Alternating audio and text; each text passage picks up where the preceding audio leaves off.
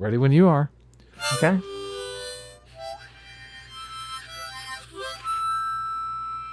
Hey now, it's your boy PSA Sitch here with another Tuesday stream with everyone's favorite, the savior of all squirrel kind, Adam Friendon.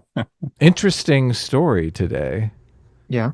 The squirrel carried every single one of her pups hmm to this tall ass palm tree out in our front yard. So all the kits have been moved. And there was actually four, not three. So yeah. Wow. Okay. One at a time, carried them across the yard, up the side of the house, up into the palm tree, and hmm there's a bigger nest up there. So I don't know if you know this, Douglas, but Adam saved the lives of squirrels from the storm yesterday or on Monday, yeah. Sunday. I was following intently on Yeah. Twitter, and I'm glad to hear the success of the squirrels. This is very good news. Yes. Already This is upgraded to a larger home now, so There you everything's good. go. wow, They're So living we the have a wow. American dream. we have a very special guest today. Douglas it runs a channel called MMT Macro Trader. He also has some products on Patreon, right? That's normally Yeah, where yep. you. So I'll let you explain. What do you kind of do? What's the the goal of your channel? Yeah. Thanks for having me on too, man. This is exciting. To be able to chat MMT. Yes, I saw some of the chat ahead of time, like, ugh, MMT. I promise, I'll make MMT moderately fun. I don't know. Can you do that? I mean, can I make I find monetary it policy fun? fascinating. Look, don't oversell it here, Doug. like, Yeah. This is going to be the most exciting time you've ever had in your life with your clothes on. For however long chat. Just a brief introduction. About 10 years ago, I ran across this guy on the internet called Warren Mosler, and he was talking about this fringe economic perspective called MMT. And about at this time too, I was trying to build my own kind of macro understanding of the economy. It was like a lot of people, I'm interested in trading, investing. Can we know where markets are headed tomorrow, next week, next month, next year, sort of thing? And I ran across this guy. At the time, I was very much in what would be called the Austrian camp. It's kind of a small government, laissez-faire, pro capitalist sort of economic framework. It was definitely my school of thought. And I run across a debate with Bob Murphy, who's, if you're in the Austrian world, you know who he is. Ran across a debate between him and this Warren Mosler guy. And they're having this debate. And everything Warren Mosler's saying, I'm like, I think he might be right. And I remember this day like it was yesterday. I was at the gym, about ready to go hit some weights, warming up on the treadmill. And I'm like, listening to this debate. It's an hour long or an hour and a half long. And I'm listening to this thing. I'm like, I think this Mosler guy might be right. Just down the list, everything he's saying is kind of clicking, and just things are falling in place. I'm listening to this. So I run in at the end of the workout in the office that day, probably did no productive work that day. And I start looking up the data and everything like that. I'm like, oh my God, I think he's onto something. And so fast forward a few years, I eventually start a YouTube channel, and I'm still, at this point, kind of coming up with different ideas, but running the statistics, running the data, slowly kind of building some various kind of machine learning tools to test this out. And then lo and behold, kind of a YouTube channel is born, and then from there, I finally make some credible, usable tools that if people are active investors, active traders, that sort of thing, then they can get. And those are at the Patreon page that I run, patreon.com/MMT Macro Trader. Not to plug my own stuff or anything. It's no, it's this kind of exactly. cheesy when people plug their own stuff, right behind them. But I won't plug my own stuff. Like, I'm also on Twitter and YouTube, so. Well, I'm legitimately interested in the product. How much is so you're building these tools? There's an Yep. artificial intelligence component. You're monitoring the market. I've watched some of your streams. So you monitor monetary flows, which have to do with government spending. Yes. So anyone who knows MMT knows that the money supply shrinks and grows through government spending and government taxation. Yep. So the kind of broad strokes theory that a lot of traders who trade on MMT information have is more government spending means prices are going to go up. And when more taxation generally means money's going to go out of the economy and prices are going to go down. Yep. So you monitor the flows to kind of be able to tell when prices are going to go up and when prices are going to go down, and buy and sell stocks. Do you do bonds, or it's just stocks? I'm pretty much only stocks these days. Okay, Yep. so you buy and sell stocks according to these flows. That's the gist. I mean, that's the gist. Yeah. And that was one of the things too, when I was trying to figure out MMT out of the get-go now, again, about 10 years ago. That's the first thing I reached out to Warren Mosler. Warren Mosler, if they're unfamiliar, he kind of MMT stands for modern monetary theory, but in my mind, it stands for Mosler monetary theory, because he's the guy that really pieced a lot of it together back in the 70s and 80s, and then into the 90s is really when he started to kind of publish the things that he started to put together. But you know what I think a better name would be, especially for your branding? Yeah. Market milker theory. Yeah. Because it's all about milking that market. That is it. So let's start at kind of the base MMT case, right? Let's just build MMT up from what it actually says, right? MMT says nothing about printing as much money without getting inflation. It says nothing about deficits don't matter. It says nothing about that. MMT, first and foremost, is a framework for analysis. And it is a framework that is built on a modern understanding of monetary policy. And by modern, they mean over the last 5,000 years, this is how monetary operations have happened. And through that understanding, you can put together a truly kind of functional, practical, applied approach to monetary and fiscal operations. Now, from a policymaker's perspective, if they properly understand how monetary operations act, they can make informed policy decisions. If you're an investor, you can make informed investment decisions. And so what is MMT? MMT is kind of the simplest framework I can put it in to kind of get it towards the idea of understanding flows and understanding how it actually affects the real economy, is that, and I think what a lot of people kind of understand, when the government spends, this spending creates net financial assets for the private sector. So you got a government sector on one side, you got a private sector on the other side. When the government is in debt, that means the private sector is in surplus. If the government ever runs a surplus, that surplus has to come from somewhere.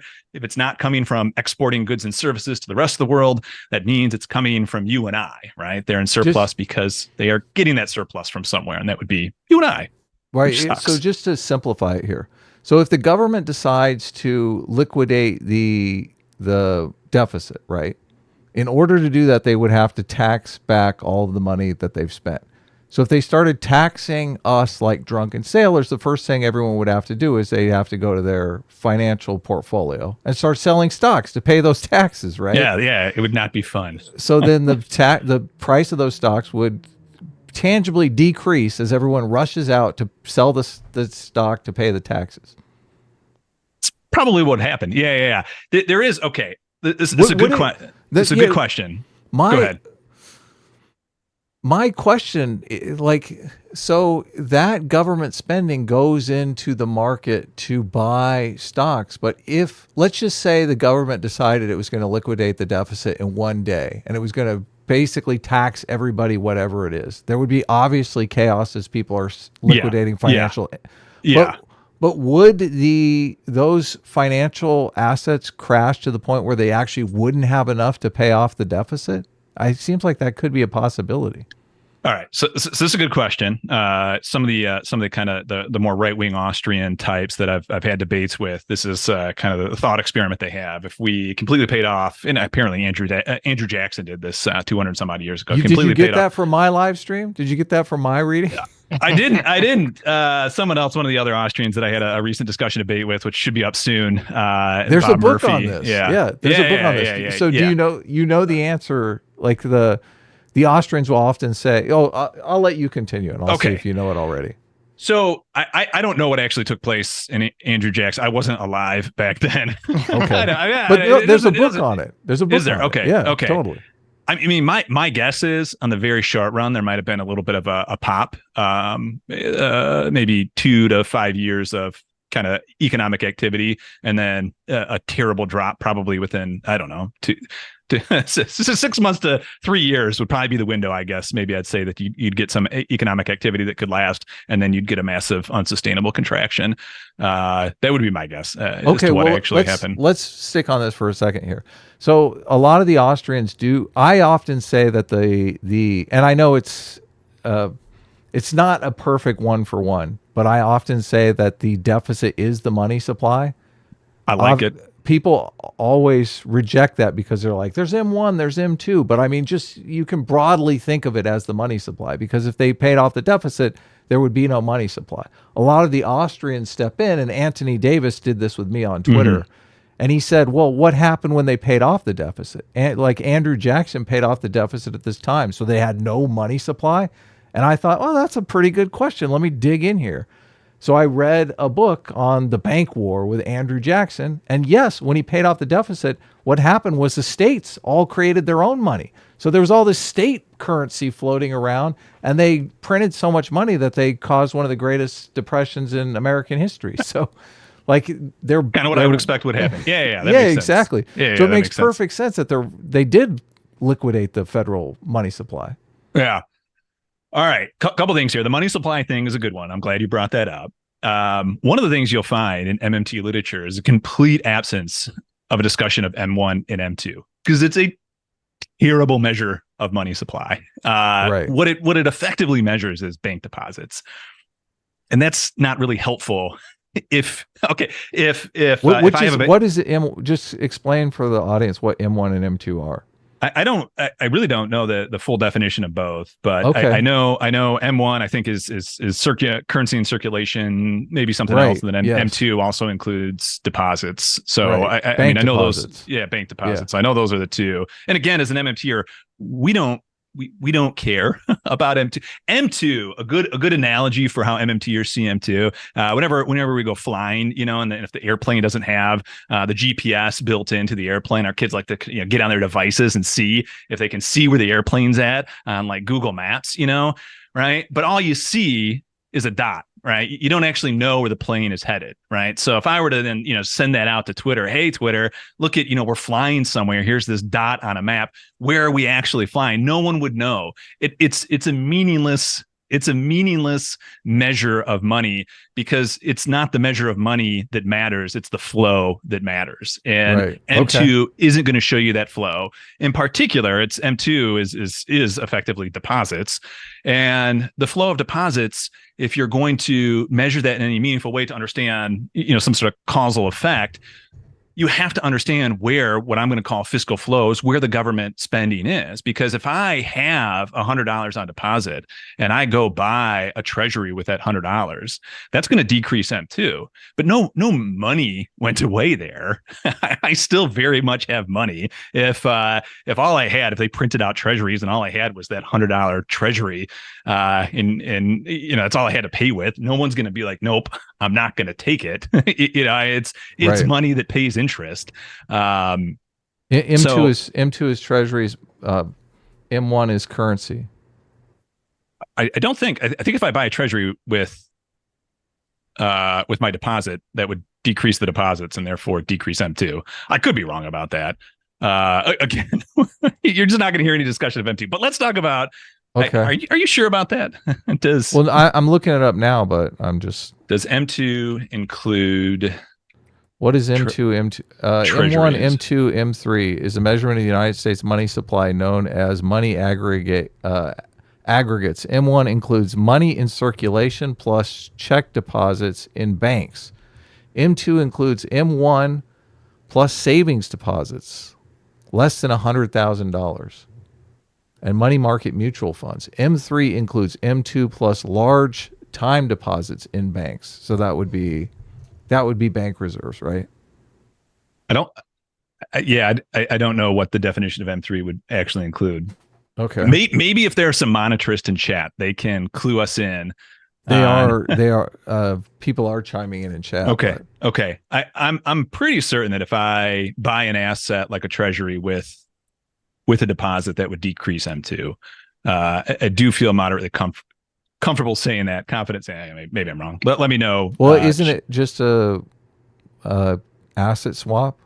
Yeah, correct. Yeah, and that's my point. Is it's very misleading, right? I mean, everyone right now is saying that, look, M2 is crashing, right? If you look over year-over-year change in M2, right, I think it's actually contracting year-over-year at this point, right? Which is like the first time in a very long time that it's contracted year-over-year. And my point is, it's not telling you anything, because what I would call a much more accurate definition of the money supply is the fact that the government's printing out tons of money right now. It's printing out trillions of extra dollars than it did 2-3 years ago. Well, I guess 3-4 years ago now, at this exact same time in the pre-COVID era. Every single year, billions every single month, because of the higher interest rate and the additional interest income. And that's not being counted in M2 because it's all immediately. I mean, they're also issuing the bonds immediately, so it's not being counted in the money supply, but it's a crap ton of money, and it's real. And I mean, it goes to capitalize the banks. It makes people wealthier because they have assets now that are paying interest on them.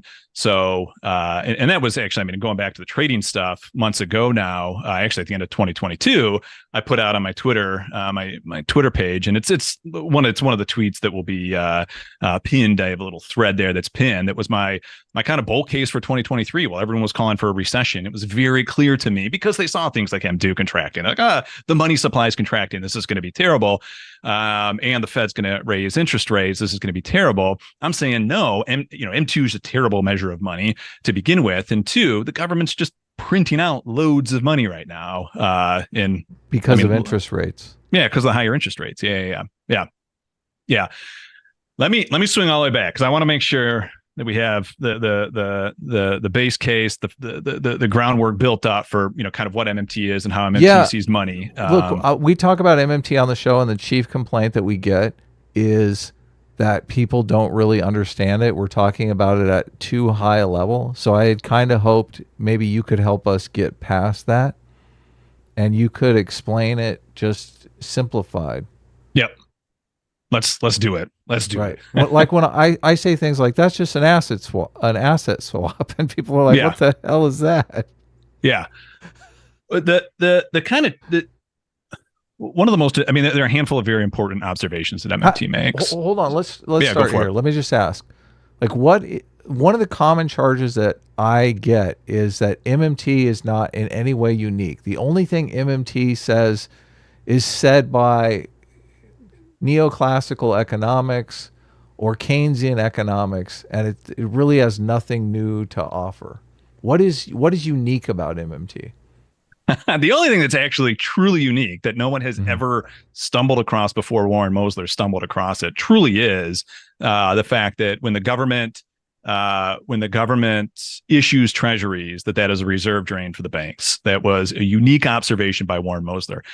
Everything else that's ever been said by MMTers is something that's been observed or understood by some other school of thought.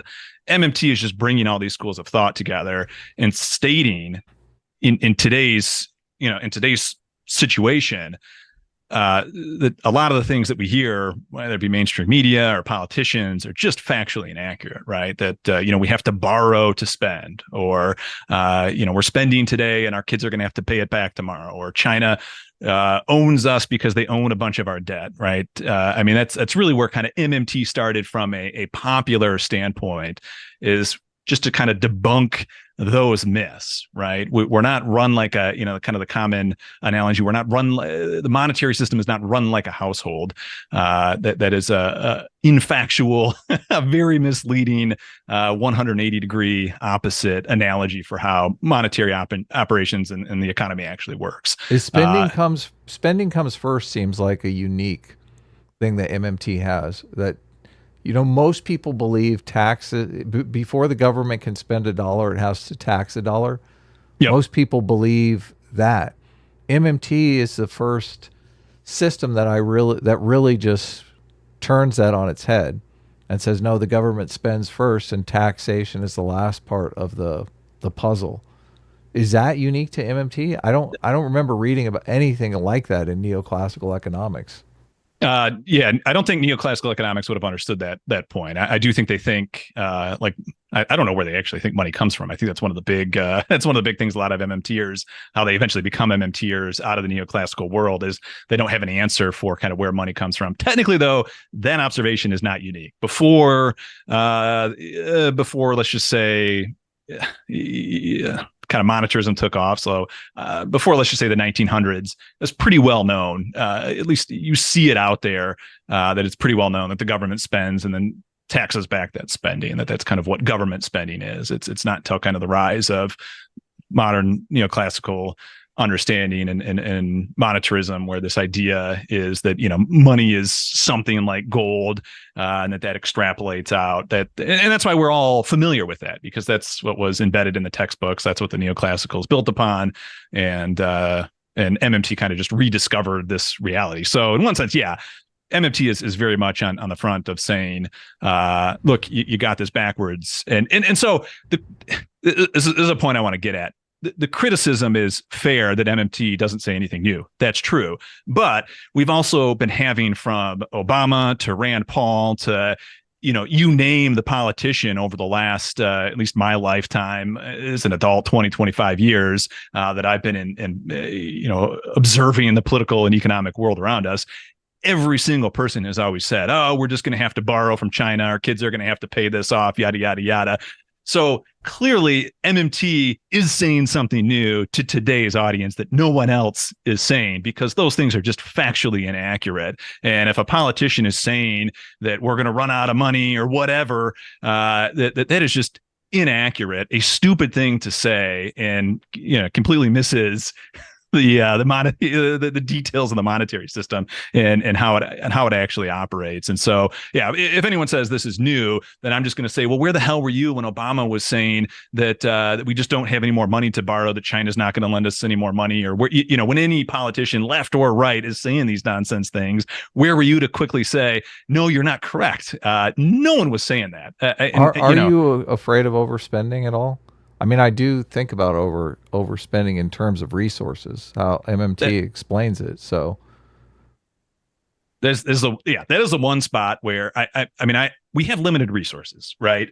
Yes. If I were to explain MMT in one of two ways, way number one would be a framework for analysis. Way number two would be it's a political decision, right?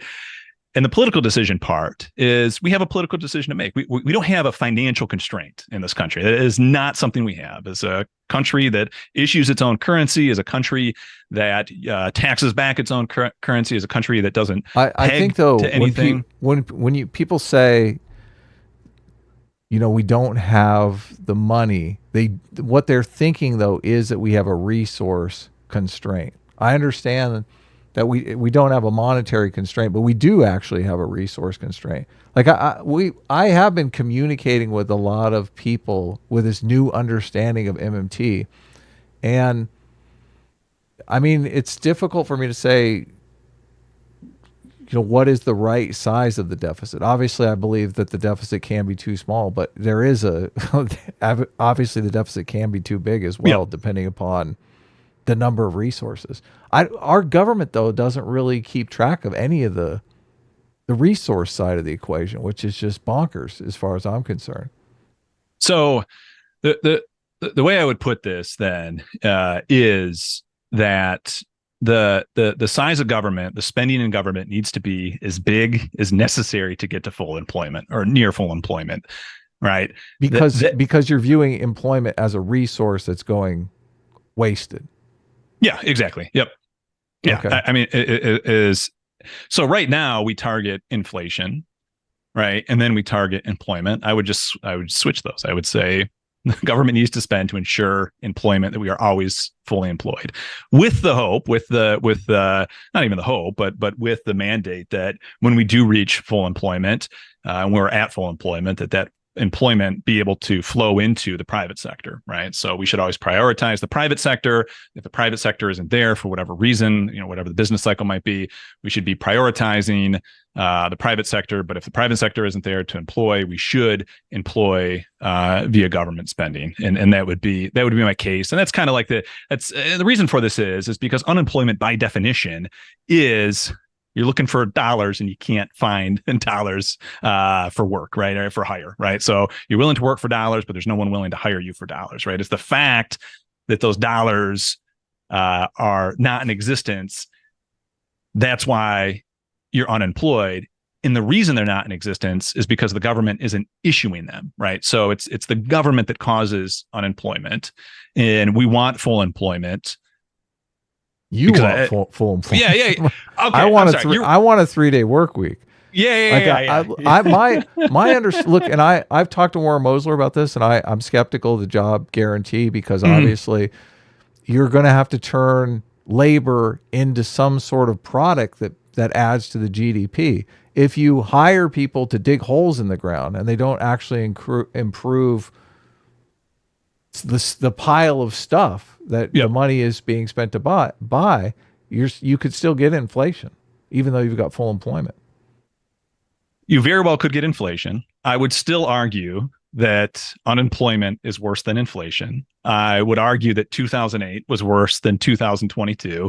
When we've had at least the two biggest kind of monetary financial crisis of our lives, the inflation of 22 and the great financial crisis, right? That unemployment does a far more damage than inflation does over the long run. That's not to say I want inflation per se. Right. The other thing I would point out, though, too, is there's no reason to believe that if the government does something, that it will be necessarily more wasteful than the private sector, right? I don't accept that claim. This is an argument that I hear a lot from definitely in the Austrian school, and something that I think I definitely would have agreed with years ago. And that would be something that the by definition, the government's going to misallocate resources, right? There's this misallocation of resources with the government, and that they're going to be more wasteful or something like that. And I would just simply say, I think the private sector is pretty damn wasteful, right? I mean, we just had, I don't know how much it took to stand up Threads, but I bet it cost Meta billions to stand up Threads, and no one's on. I mean, it's a huge waste. The metaverse, a huge waste. There used to be a fight over BlackBerry and Apple iPhones, but one wins out and one's all in the trash. A huge waste. I think what a lot of people end up seeing is they end up seeing all the successes of the private sector, which I absolutely want. I understand how capitalism works. I want private enterprise. I want capitalism. I want all of this, right? But the successes of capitalism are all succeeding and living and thriving on the graveyard of every dead endeavor that capitalism has ever put forward. So for every bridge to nowhere that the government builds, there's a Microsoft Zune in someone's closet right now. So we both, they're equally wasteful. We both agree that the private sector and the public sector can waste, and that a lot of people have this wrong belief that one is, can do no wrong, and the other, all they do is wrong. I'm obviously not one of those people, but so let's get back to the MMT story, just to rough out something. Like if I say, what is MMT? I have no idea. I'm someone viewing this for the very first time. What is MMT? Yeah. MMT is a framework for analysis. Again, I'm just going to go back to that line. It's a framework for analysis. So effectively what MMT realizes is that when the government spends, I'm going to just real quick to put this piece in there. When the government spends, we went over this. When the government spends, that becomes financial assets for the private sector, right? But eventually the government wants this money back, right? It has reasons for this. We can talk about it, right? But it's going to tax this money back, right?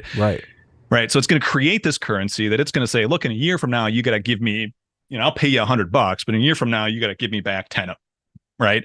And so that creates the foundation for the private sector, right? So the private sector now, anyone who lives in that private sector has to pay this currency tax, right? And the government's issued 100 of those out there, right?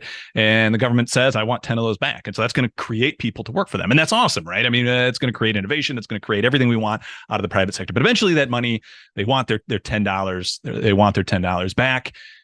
And that eventually gets paid back. So the reason, and again, it's like an MMT observation that is kind of at least rediscovered by MMT, is that what's driving the use of the dollar, otherwise worthless piece of paper, is the fact that we want all of these things to eventually pay taxes. Now, even if you or I don't pay taxes, the company that we're going to buy something is going to have a tax bill, right? So they're going to want to accept those for transaction costs or whatever, right? So that's what's driving this currency. In the MMT world, we say that the state is the monopoly issuer of the currency. They're the only ones that can either issue it or grant some other entity to issue it on their behalf. And that is another kind of key tenet of what MMT is. So the MMT story is the government wants to provision itself, right? It wants an army. It wants to build a bridge. Let's use the bridge example. It wants to build a bridge.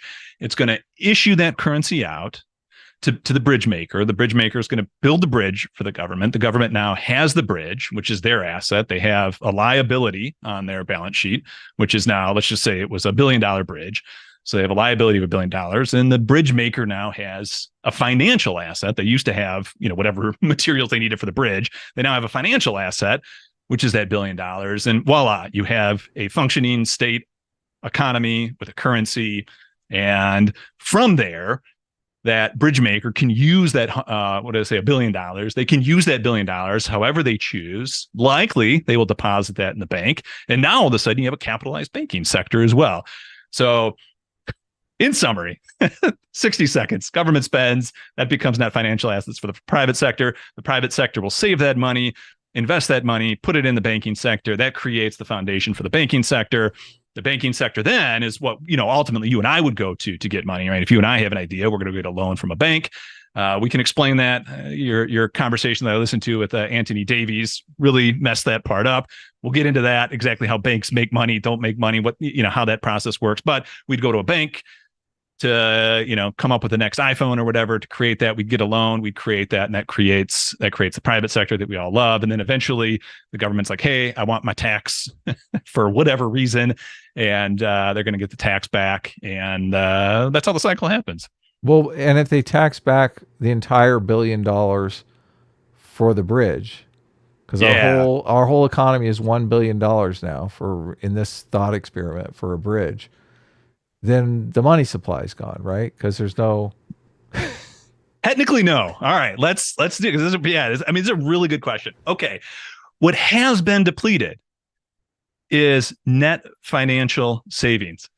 Okay, at this point, there are dollars still in existence. I'm going to tell you how they get there, but net financial savings gone, zero. If the government says whatever the debt is right now, 31 trillion. you got it. You got to pony up tomorrow, 31 trillion. There are still like 40 trillion worth of dollars left out there, maybe even more. Right? Oh, because of the loans. Yeah, exactly. Loans. Exactly. Okay. Exactly. But on net, that nets to zero, right? Right. If okay. So if the bridge is if the government taxes back for the bridge and doesn't run a deficit, and everybody pays off their loans, because loans also create. Then we have no money supply. Okay. So let's now we're getting somewhere. Let's get into this. Okay. There's two places that money comes from. Money comes from government. Money comes from government spending, and money comes from loans. A lot of people think that if I go to the bank to get a mortgage, I want to buy a home, that money is somebody else's savings. That's not really how the modern economy works. You go ahead and explain it, Doug. Yeah. This is it. This is where we're okay. So our bridge maker has our bridge maker is hooked up with a bank, and they've said, hey, can you invest this money? I'll give you equity shares of my bank. Can you invest this money to capitalize a bank? And then that bank is going to go to the federal government and say, hey, can I have a charter? And that charter is now going to allow the bank to create money out of thin air, right? So now we have two entities that are going to create money. And how does this work? All right. You've decided that hurricanes in California are just too much for you. So you're going to move. No way. I love it here. California's amazing. I don't care. You're gonna hear about how much fun. I'm just gonna get a BB gun and get these homeless people off my doorstep. You're hearing how much fun I'm having out in Michigan, and you want to move to Michigan, right? How that would happen then is someone's going to come and they're going to want to buy your house, but they don't have any money, Right. Right. And let's just for a thought experiment too, there's no money at all, right? Let's just say there's no money at all, right? Everything that's been thoroughly invested in this bank, right? And so there's no money now in this. How are we going to do this? Well, the bank has a bank charter. So what's going to happen is let's say Sitch wants to buy your house, right? He's got no money. Because people started. I'm coming for you. Yeah. People stopped super chatting, and he's got no more money to buy a house. What's going to happen is he's going to go to a bank and say, "Hey, can you get me a loan?" And the bank's going to be like, "Okay, you actually do have some income." People started super chatting again, but clearly you don't have the you don't have the $4 million it's going to take to buy a home in California right now. But you got a good income. You got a good I income. like it. Sitch has agreed to buy my home for $4 million. $4 million. I like this thought experiment. Whoa. So what's gonna happen is Sitch is now going to way overpay for Adam's home and put himself it's a good into investment. it's a good investment. It really is. So what's going to happen is the bank is going to say, "Great, we can do this. We've checked you out. You have this point I'm bringing up about the income is very important. We'll come back to that. But you've got the income necessary to get this loan. And so what we're going to do is we're going to make this loan from you. And how this ends up happening is the three of you all sit down at a table and you all sign off and say, "Yep," and they call it closing. And they all sit down. The bank, you, and the buyer are all going to sit down at the table. You're going to go through the closing. What's happening in the closing is all in one fell swoop. The bank is creating a loan that is now their asset in Sitch's liability. All right. So Sitch now has a mortgage that's a liability for $4 million. And the bank now has a loan that's an asset for $4 million. Right.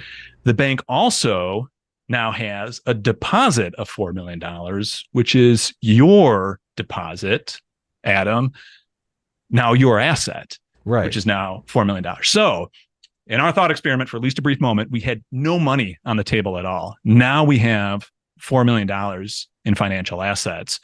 We were able to swap the house from you to Adam. I'm sorry, from you to Sitch. Let me now have the money. Let me try to simplify it here. Sitch is making a promise to pay $4 million.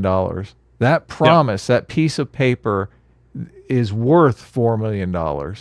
So I'm selling that $4 million promise to the bank, and the bank is giving me $4 million for it. And Effectively, the bank is obviously going to collect on the promise over time. Yes. So, and once Sitch has paid the $4 million, that money just goes to heaven. It's all gone. Yeah, it's no longer on the balance sheet. Exactly. Those financial assets have been destroyed. So that's why when we say, okay, it's 31 trillion in government spending deficit, but there are also $41 trillion in outstanding loans that people have taken for all kinds of things. This is the process of money being created. So, and that creating that loans expands the money supply, and paying off those loans contracts the money supply in the same way that taxing and spending contracts and expands the money supply. So let's do this. Let's take this even further, and let's look at the problem with the bank money situation. Well, we're going to call this the endogenous money. So this money has been created endogenously versus the exogenous money, which is what the government creates. So I never knew the difference between those two things. I hear it all the time. One is bank money we're going to call vertical. Government money we call horizontal. Okay. I'm sorry. Bank money we call horizontal. Government money we call vertical. Right. Why do you call them that? Because the government's on top and they spend directly into the private sector below. Okay. Right. The horizontal money is us exchanging with each other. Okay. So vertical, up and down, government right to us, vertical, us going to each other through the banking operation, right? Because when we go to each other, it's just an asset swap. It's just an exchange of the money doesn't go to heaven. It's really important, right? Because at this point, this is important to understand too, and why this whole net financial asset as savings matters, right? Right. Because let's say you move out you have your $4 million. And remember, you now have a financial asset of $4 million, but Sitch is now in debt $4 million. Right. Right. Yes. So those offset, right? We're still at zero when that transaction took place. But that $4 million is in the economy. All Sitch did was make a promise. All Sitch does is make a promise. I'm going to pay $4 million in the future. Over the next 30 years. Yep. And it creates the asset really is Sitch's promise. Yes. Yeah. Yeah. Which then means too, this is a really good point. This is money, right? We just discovered how money is made. Yes. Right? It was never dug out of the ground, right? It was made through balance sheet operations. Yeah. It's like, it's so unfun, but Well, that's really this is one of the reasons why the gold standard drives me crazy, because Yeah. like, why do we need to dig gold out of the ground when people can just make promises, and as long as they're, good to their word, Yep. we've got a financial system. Yep. Which is why really what underlies our financial system, the most important part of all of this, is a stable country that enforces rule of law. Yes. I mean, that is the most important part of all of this, right? Yeah. Is that you have a country that is setting out to grow, is setting out to do right by its citizenry, is is making sure there's rule of law, justice, and all that good sort of stuff. And from there, a foundation of capitalism, free market enterprise, all that stuff can spur out, right? That is the necessary ingredients, right? I mean, the reason the dollar reigns supreme in the world to this day is because we have the most reliable justice system. And the reason why things like January 6th are concerning to me is because it undermines some of that. I mean, there's so many politics I can just be like, okay, that's dumb, I'll move along. But some of the stuff that Doug never talks about politics on his no, channel. no. He's like, he's here. He's like, thank God I can talk about politics. Yeah. No, but I mean, that is to me, that is really the biggest risk to our economy, is undermining the rule of law, because that's what undermines that is the foundation that we have that says I'm good for the money, right? I mean, that is how this all works, right? It goes back to our very tribal instincts that start off. The Austrians will say, probably how money started off is a couple people ended up on an island, one person went and got the sheep on this island, the other person built the houses on the island, and the other person, I don't know what they did, caught some fish, right? And eventually they're like, well, we need some sort of medium of exchange, and these shells look good. And then eventually gold was chosen because it's got nifty godlike properties or whatever, right? And that's how that is bullshit. That is how we get money. No, how it happens is everyone who does anything knows there's like a cyclical nature to what you do, right? You can only shear sheep, I don't know, so often. Yeah, I don't know how often, but your crops only grow once a year, right? And these things go for various cycles, right? You fish in the summer. You don't fish in the winter unless you have a drill to get in the ice. But you get what I'm saying, right? Yeah, so, totally. Like hey man, I see you're building some rafts. I'm gonna give you how about this? I'm gonna give you an IOU for some rafts, and then in the summertime when I go out fishing, you can claim that IOU, right? Now, that only works if you have some sort of authoritative apparatus to ensure that there's some sort of value to this IOU, and that there's some sort of an agreement that gets agreed upon into the future. And, early on it was religion, and religion was the authoritative kind of apparatus, and the tax that effectively push this process forward was, pay your tithe to the gods, and the priest would eat it. And, it worked, right? I mean, it created a private sector that could thrive even in ancient times. And so it was the IOU that is money. And this is, we'll get back to the bank thing in a second, but this is really important, that if this can make sense to you, that it's an IOU is money, the rest of MMT can kind of fall in place, and at least the framework for analysis, and we can get to policy prescriptions later and that sort of thing, but at least the framework for analysis is sound, and it's understood, and then from there we can stop with really really bad takes that we're not going to have the money or whatever to do things. But so I love this because it does simplify it, and I feel like maybe to the point where people can actually understand it. So money is basically an IOU. So if I imagine if everyone is just giving IOUs to one another, I buy Douglas's program and I just give him an IOU. I'm not going to give him money. I'm going to give him an IOU.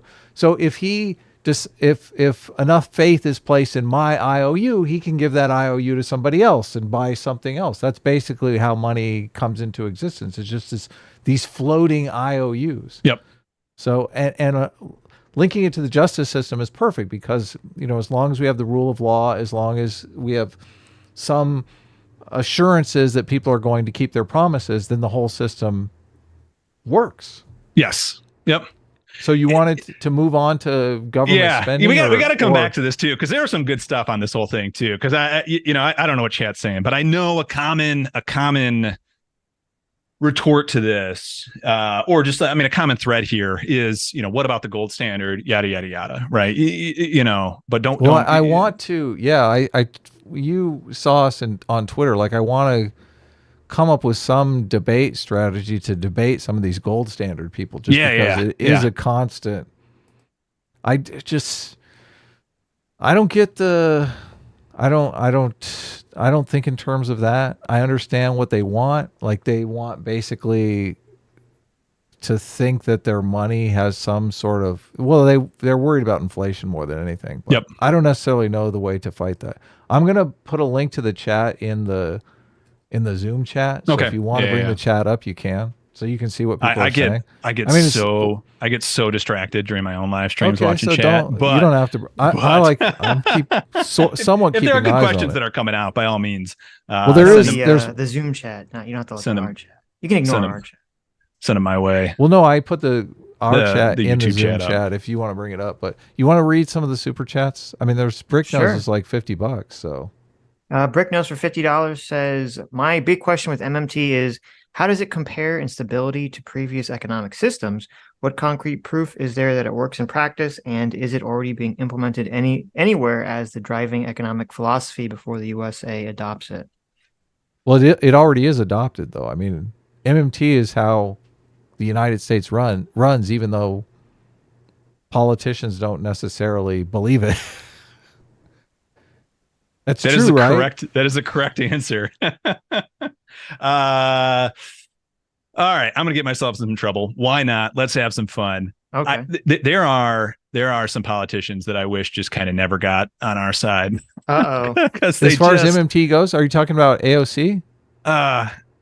There will be no ill talk of AOC on our beloved stream. There will be all of the ill talk. There are some things that I'm very happy that AOC has said, right? But attaching MMT to something to the extent of spend whatever you want, deficits don't matter, yada yada yada, is just not good framing. It's not helpful. Yeah, exactly. It's not helpful framing. $75 trillion for the Green New Deal is not necessarily a good way to be introduced to MMT. But then I also, to a certain extent too, when you have guys like Rand Paul running around, like he's just as, he's AOC has a far better understanding of macroeconomics than Rand Paul does. Oh, right? Yeah, definitely. Wow. So,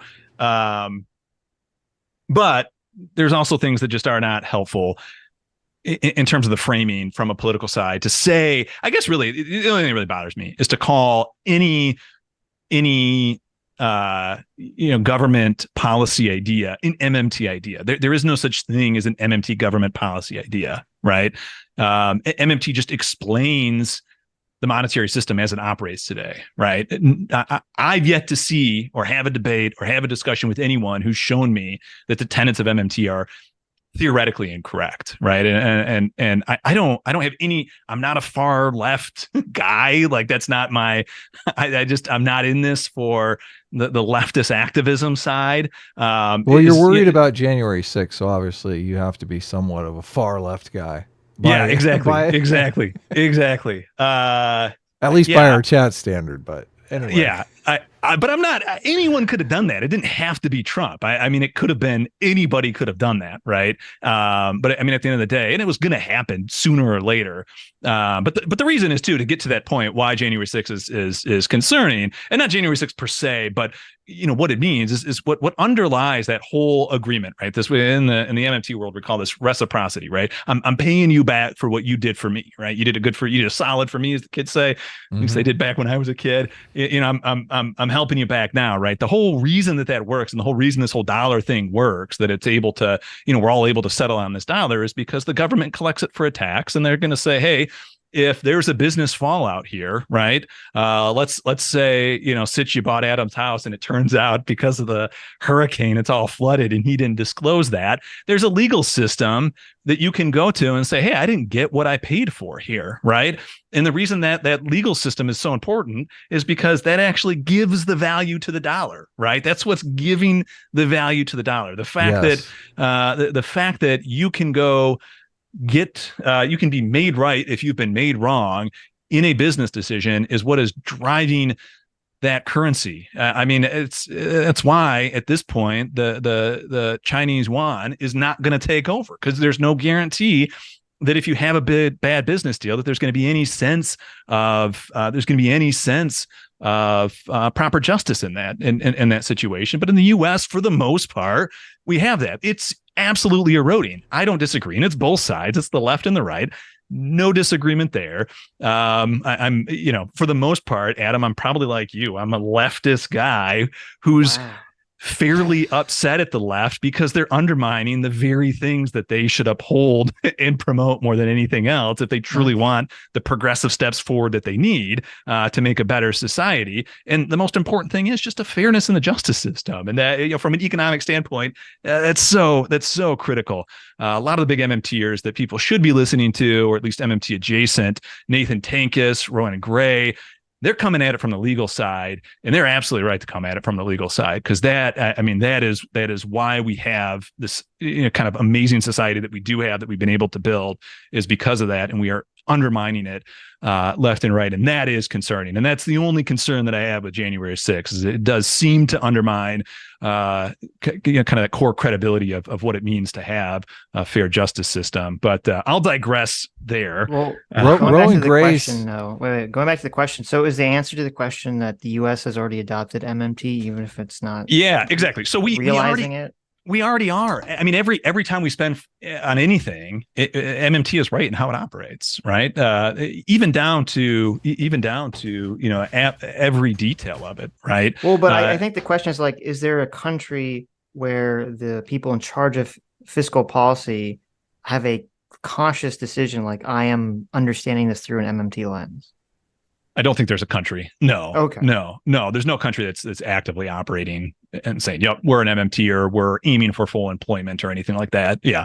Gotcha. No. At this point, all countries still aim for some sort of inflation target, because back in 1920, some bad things happened with inflation that led to some other bad things, and rightfully so. I mean, obviously that's a big concern, but at this point, there's no nation that I'm familiar with that's saying, "Yeah, we see ourselves as a nation that's, a central bank that's saying, yep, this MMT stuff is right. And we're going to operate from that perspective." Mm-hmm. Someone said, you kind of brought up this, you guys were talking earlier about how the bank makes money. And Magus asks, in the scenario where the bank makes money for doing less than either man, where the bank just gets a charter, I guess it just makes money. The bank should not get any usury or interest. We need less line go up mentality. How do you feel about that? Speak up, Sitch. Stop whispering. What are you talking I know you just got up. Maybe you need to turn my audio up then, because it's literally the same it always is. Okay. Is anything different? You're speaking louder. No, I just turned my mic up like to the maximum on Zoom. So when I scream, it'll be great. So it's a very good question. I don't disagree with him on the question. Mm-hmm. Yes. I'm sorry.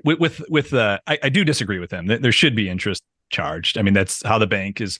So the bank has a function, right? The bank's function when that happens is they're going to look at usage, and they're going to say, do you have the income required to buy that house, right? And they're going to make an assessment on the risk based on your income, right? And that costs money to do, right? I mean, someone's got to run those numbers, and the bank has to hire various bookkeepers and stuff like that, and they've got to go hire people to go look out to where are the needs for money in the local community, right? And they've got to be able to assess that, and in order to pay that overhead, they've got to charge, and the way to do that is with the interest rate. Where I do agree, though, and where kind of the banking system has gone awry, is banks are allowed to create loans for absolutely anything. And then most importantly, they're allowed to then, I mean, there's a limit to this, but most importantly, they're then allowed to package those loans and sell them off to the financial sector. That is, if if I became king, this isn't necessarily pure MMT, but it would definitely be a conclusion from MMT that would make sense. I'd get rid of a lot of the financial sector, like 95% of the financial sector. I would certainly make it to where the banks have to keep the loans they make on their books, that they're not allowed to sell them off to larger financial institutions, that if a bank is going to go out, create a loan for someone, that they have to assume that risk. And that's how the banking system should operate. I mean, it would take care of a lot of the ills that we have in banking. It would, to a certain extent, help put a cap on a lot of the price runaway that we see in assets like homes and stuff. Anything that you need a mortgage for, or anything that you're going to need a large loan for, it's going to put a cap on the ability for these banks to just look the other way when all all they're trying to do is just get that loan out the door. So the sentiment I agree with. I think there are better ways that you can go, especially, part of this too is we're not getting rid of interest, right? But there are ways, there are regulations. The way that again, the guy I look up to, I think has usually the best ideas on this, Warren Mosler, the way he puts it is right now, essentially banks are allowed to create loans for whatever the hell they want, and they're allowed to sell them in whatever manner they want. And that's what the bank charter does. And only until they abuse it enough to where it creates some sort of crisis where the government come in and put a regulation on. As I see it, since the government has already, effectively banks are government entities because to a certain extent they're private. I'm not saying they're not private, but to a certain extent, the government is giving them licensure to create government money, right? So the government has every right to come in and regulate exactly how they operate. And I would start with a foundation of, no, bank, you're not allowed to create any loans for anything until you come to us first and say, can I create a loan for this? And then the government would say, okay, you want to create a loan so people can buy houses. Does that serve the public purpose? Okay, show me how, there's not going to be risk in this, yada, yada, yada. Okay, good. Yeah, I think it serves the public purpose, right? When you say you're talking about just to create like a class of loans, or you're talking about for each individual person? A class, yeah, a class of loans, like mortgages. Okay, right? Every individual person would not require government. Yeah, okay, yeah, exactly, right. And so what'll end up happening then is if I want money to start up, some stupid endeavor, right? I can't go to a bank to get that business loan, right? Let's say it's outside of the class of business loan that I could get. I can't think of an example off the top of my head, but you could come up with something really stupid that I wanted money for. What would end up happening is instead of going to a bank to create a loan, which creates money, you would then have to go to some sort of venture capitalist, right? Who was just literally giving you cash at that point to start that business up, right? And if the business fails, it fails. I mean, the person who invested in you has all the risk and they lose their money, and so be it. But that's not creating money. Obviously, venture capitalists are spending their own money. So correct, exactly. And that gives no risk beyond the person who gave me that money and myself, right? I mean, and whatever person bought my bad product, right? You know what I'm saying? I mean, that's it. So that's how I would view banking. I think he's on the right track. And kind of how I would answer that question. Brick Nose for another $50 clarified, saying, thank you, Brick Nose. Says, when I ask for proof, what I mean is a test, such as two countries that have a financial downturn.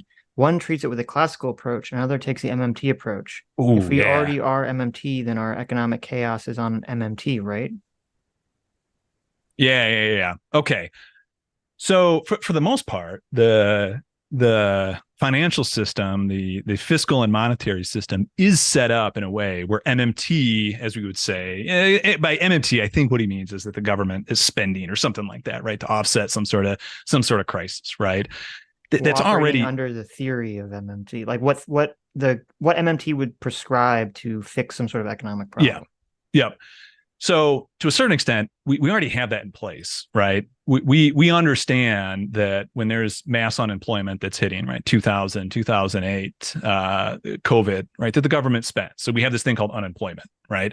You go on unemployment starts to spend, you collect your unemployment check. And what we call that is, in kind of the finance world, we call that counter-cyclical spending. So the government already spends counter-cyclically, right? So when the business cycle takes a downturn, the government kicks up its spending, right? And it happens every time. I mean, every time we have a recession, the government kicks up spending. And then on the flip side, the government also has the flip side of the counter-cyclical spending is the spending begins to wane down as private activity kicks up, right? As the private sector and the economy starts to tick higher, what ends up happening is the government starts getting in higher tax receipts, right? And so these higher tax receipts diminish the amount of government spending that's out there, and eventually that actually then leads to the inevitable crisis if the government doesn't offset that spending. But eventually the next crisis happens and you start the cycle again from the government side.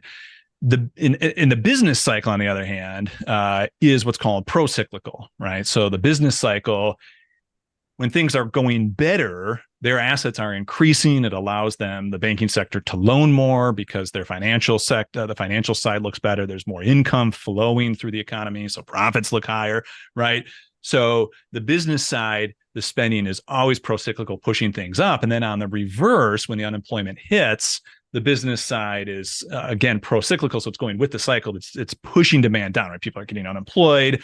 There's no demand out there for goods and services, so they unemploy more. So in a sense, MMT is already operating.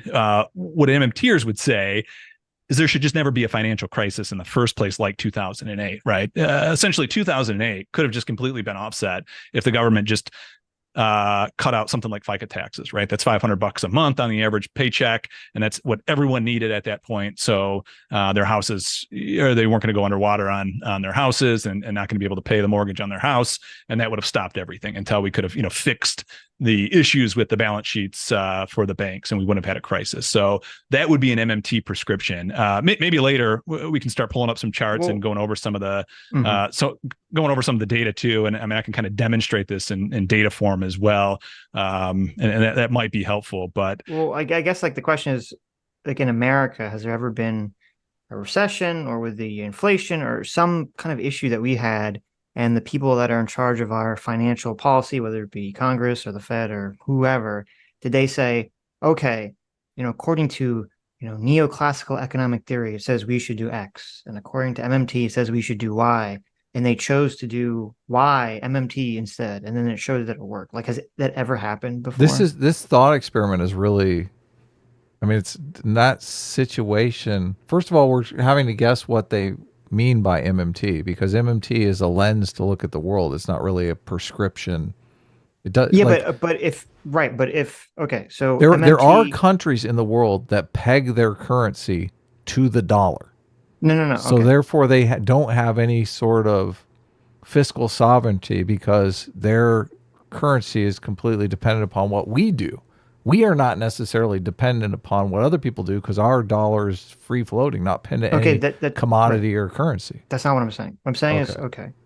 So MMT is a way to look at how our economy works, just as neoclassical modern monetary theory is a way to look at how our economy works.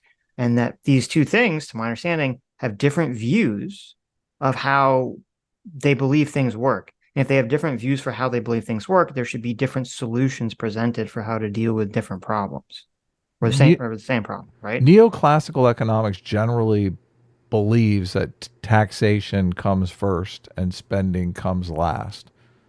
Modern monetary theory says no, spending comes first and taxes come last. Okay, so maybe we should have a prerequisite question, which would be, let's use the inflation. Okay, they're trying to get the inflation down in our country, and they've done it, or they've done a lot of it, right? So let's say we're going back in time. It's right as the lockdowns end, inflation's at its highest. Does classical or neoclassical monetary theory say that you should do one thing to lower inflation, and does MMT say you should do something different to lower inflation? Yes. Did you agree with this, Douglas? The MMT prescription would have not been to raise interest rates. The monetarists would have said, or the neoclassicals would have said, raise interest rates. And I think what we're about to find out is that inflation is not, in fact, where the Fed wants it at this point, that it actually hasn't come down to the levels that they would want it. And I mean, it has come down a lot, though, right? Correct. Oh, yeah. But I mean, I can, if you give me the time, I can prove to you it's not because of the interest rate increase. Right. And the Fed, okay. and the Fed is still saying it's not where, what they call kind of sticky inflation or core inflation. They're not at all happy with where inflation. I mean, it's still, they're not happy at all with where inflation is at, which is why bonds continue. But wait. So I do want to get to your point, though. So I want to phrase it to make sure Adam understands. So to me, the question is that Bricknose is trying to get at is, has there been a situation that we are aware of where a country, when faced with some economic challenge, did the MMT prescription versus the classical prescription, and it worked. Not, I mean, not really on interest rates. No. On anything. Do you know an example? Yeah, we do. We have some examples, not Okay. of someone stepping in and saying, let's do MMT, because no one's ever stepped in and said, let's do MMT. No one even Right. knew what MMT was before 2018, right? Mhm. So no one's ever stepped in, but we have plenty of examples of situations where neoclassicals have said, let's do what we think we need to do here. And we have the outcomes of that. The closest we've ever really had to a true MMT event was what happened post-COVID. I mean, that's the closest thing we've ever had, where the government said, I think we're going to get mass unemployment here. We better send out stimulus checks, right? Now, no MMTers were saying, just to be clear, because the MMTers who are watching this are going to just yell at me. No MMTers were saying we should send out stimulus checks the way that we did, right? So just to be clear, Mhm. how it actually played out is not how any MMTer would want it, right? And you would expect some sort of price inflation given the way that we did it, right? Even from an MMT lens. But still, what was absolutely understood is we need to inject massive amounts of money into this economy to make sure it doesn't completely collapse, and that the unemployment that we saw during COVID, and the collapse that we saw in asset prices during COVID, was going to be able to reverse, right? Like that we would get the bounce that we needed when the world opened back up again, right? So to a certain extent, I don't blame anyone. I think, given all the options they had on the table, I think both Trump and Biden did everything necessary around the COVID emergency, right? In the grand scheme of things, we were able to go from 30 some odd % unemployment to the most employed we've been since the 1960s, with unfortunate, no one enjoyed the inflation, but I put a poll out on Twitter a couple months ago. What was worse for you, the inflation or the unemployment of 2008? The post 2008 period sucked in every 90%. 2008, right, was a worse period to be in, right? So I think anyone who lived through 2008, who lived through today, would tell you, yeah, the inflation really sucked. It took a year to get over. So be it, right? I mean, if that was the cost of making sure the economy didn't collapse, so be it. But we do have some examples that the neoclassicals ran with, where we do have the outcomes, and we know we ran a surplus heading up to the dot-com bubble, right? The Clinton ran a surplus for 4 years or whatever. We ran a surplus in real terms right before the great financial crisis. We ran a surplus before the Great Depression. We've run surpluses before. We've absolutely allowed the private sector to just create money and do its own thing. And it always ends in catastrophe because of the nature of the banking sector cycle, which, like an hour ago, I was going to try and get to, maybe half an hour ago, I was going to try and get to how that ends up playing out. Mm-hmm. But yeah, this is one of the things that I think a lot of people, when MMT gets framed, it's like, oh, the government spends. And if it doesn't spend, there's no money. That's not true. The banking sector can create its own money, right? What we're calling that horizontal money can sustain growth for a period of time. But the dynamics at place in that cycle are vastly different than the dynamics that are at place when the government spends. The government never has to tax its money back. The government money can always stay out there as savings. The government money, the asset, offsetting asset, is whatever the government provisioned itself with, right? But when it created the money. So the liability is always your asset, right? When the government that would be spends. the bridge in the first experiment, right? Exactly. Yeah. Exactly. Yeah, exactly. Yeah. The bridge in the first experiment, right? And the government doesn't have to tax that back if it doesn't want to. It can, right? I mean, it can if it sees fit, if it needs to, but it doesn't have to. The bank's always going to want their money back, right? You always got to pay that. It didn't borrow money to build the bridge. It created yes. money. That's why it doesn't have to pay it back. Exactly. It created it. And I need to pay that back. And that's also how the bank's going to make their cut of it, right? They're going to make their cut because they're going to get a little interest on that as well. And it's a system that works. So yeah, we've tried surpluses many times, and every single time they lead to a recession. Every time. Mm-hmm. That is, I mean, one of the leading indicators that I look at is, are we close to a surplus? What's interesting, actually, if you want to get to this now, let me say one thing before if we're going to move on. Because I think it's trying to get at the question that Brick Nose is actually asking. Like, I think what they're looking for is something that would be proof that the the MMT lens is accurate.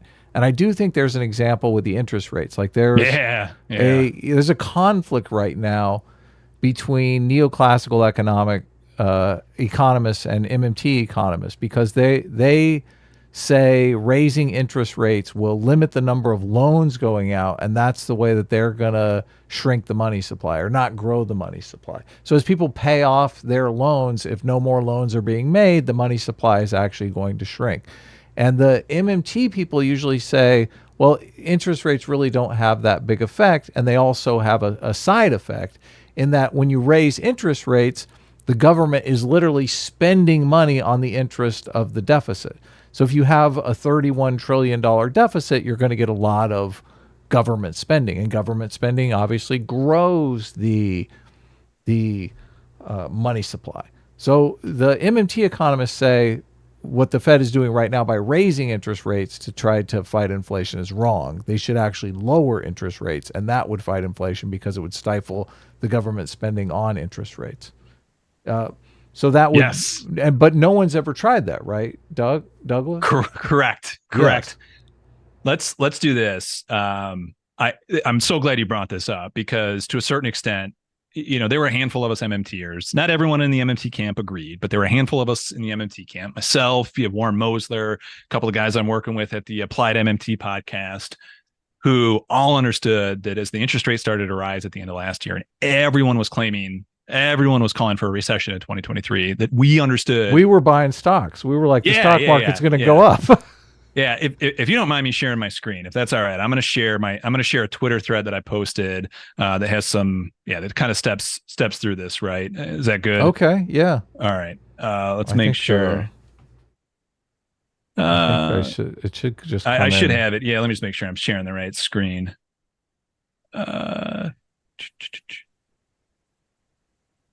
Is it me now, or is it? All right. Yeah. Hopefully you guys are seeing this. Is it sharing on stream? Yeah, no, it's great. Yeah.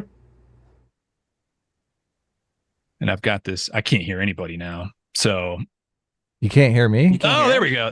Okay, now I can hear. All right. Unfortunately, this bar. Oh, it's gone now. Okay, let's do this. Let me actually switch back. Are you guys seeing the we see my desktop I think at this point? Offset on stream, Adam. I'm working on fixing that. Okay, so gotcha. just FYI. Okay.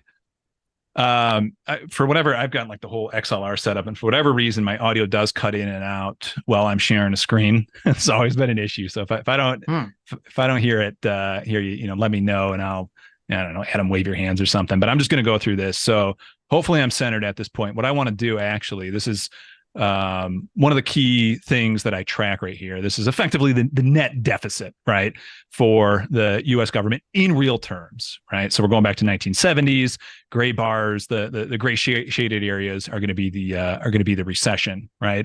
And part of the reason we had such a terrible time with inflation and we had inflation and we had recessions in the 1970s is because in real terms, we were not actually in a surplus, right? We were in a surplus, not in a deficit, right?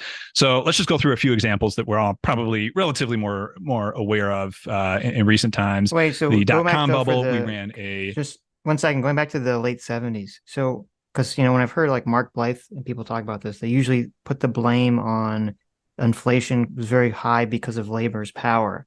And are you saying it's also... or it's because there was a surplus? Is that the issue? A government surplus?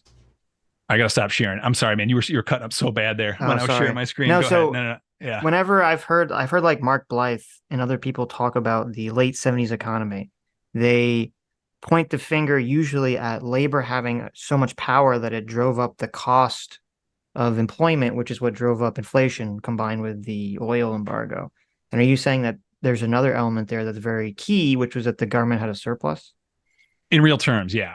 I don't know. I mean, I don't know every component that could have driven up inflation, but for whatever reason, let's just, for the time being, for whatever reason, inflation was high in the 1970s. And so in inflation adjusted terms, we were running a surplus. We just, in that sense then, right, if you're running a surplus, that means the government money is done, right? It's going back to the government. We have no government money to add aggregate demand to add into the economy, right? So if we're running a surplus, we are now fully reliant on the business cycle to create those loans that we were talking about, to add the growth, right? And when you are running a surplus and there's no government money, that cycle is unstable. I mean, it's just the nature of the cycle. There's nothing wrong with it being unstable per se, but that is just the capitalist cycle is inherently unstable, and it will lead to boom and bust. And that's why during the 1970s we had all that, and then finally we had a big enough spending spree into the 1980s that we were able to shake ourselves from the kind of turbulent time that we saw in the 1970s. And again, what I'm explaining is a bit more macro, right? Very top down. When they get into reasons of workers, unions possibly causing price inflation, et cetera, that would be more micro. And it's not anything that they could be right, they could be wrong. I've never really looked into it.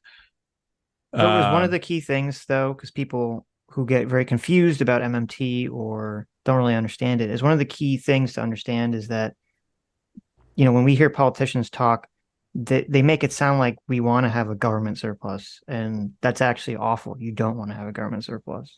Yeah. Let's put it this way, to withhold any judgment. You can want a government surplus. That's fine. The consequence of a government surplus is highly volatile private sector that will lend itself towards mass unemployment. You will get a boom, and then you will get mass unemployment. And until someone comes in, the government comes in and issues the necessary spending to offset the contraction of the private sector, you will have unemployment forever. I mean, that is just how it will happen.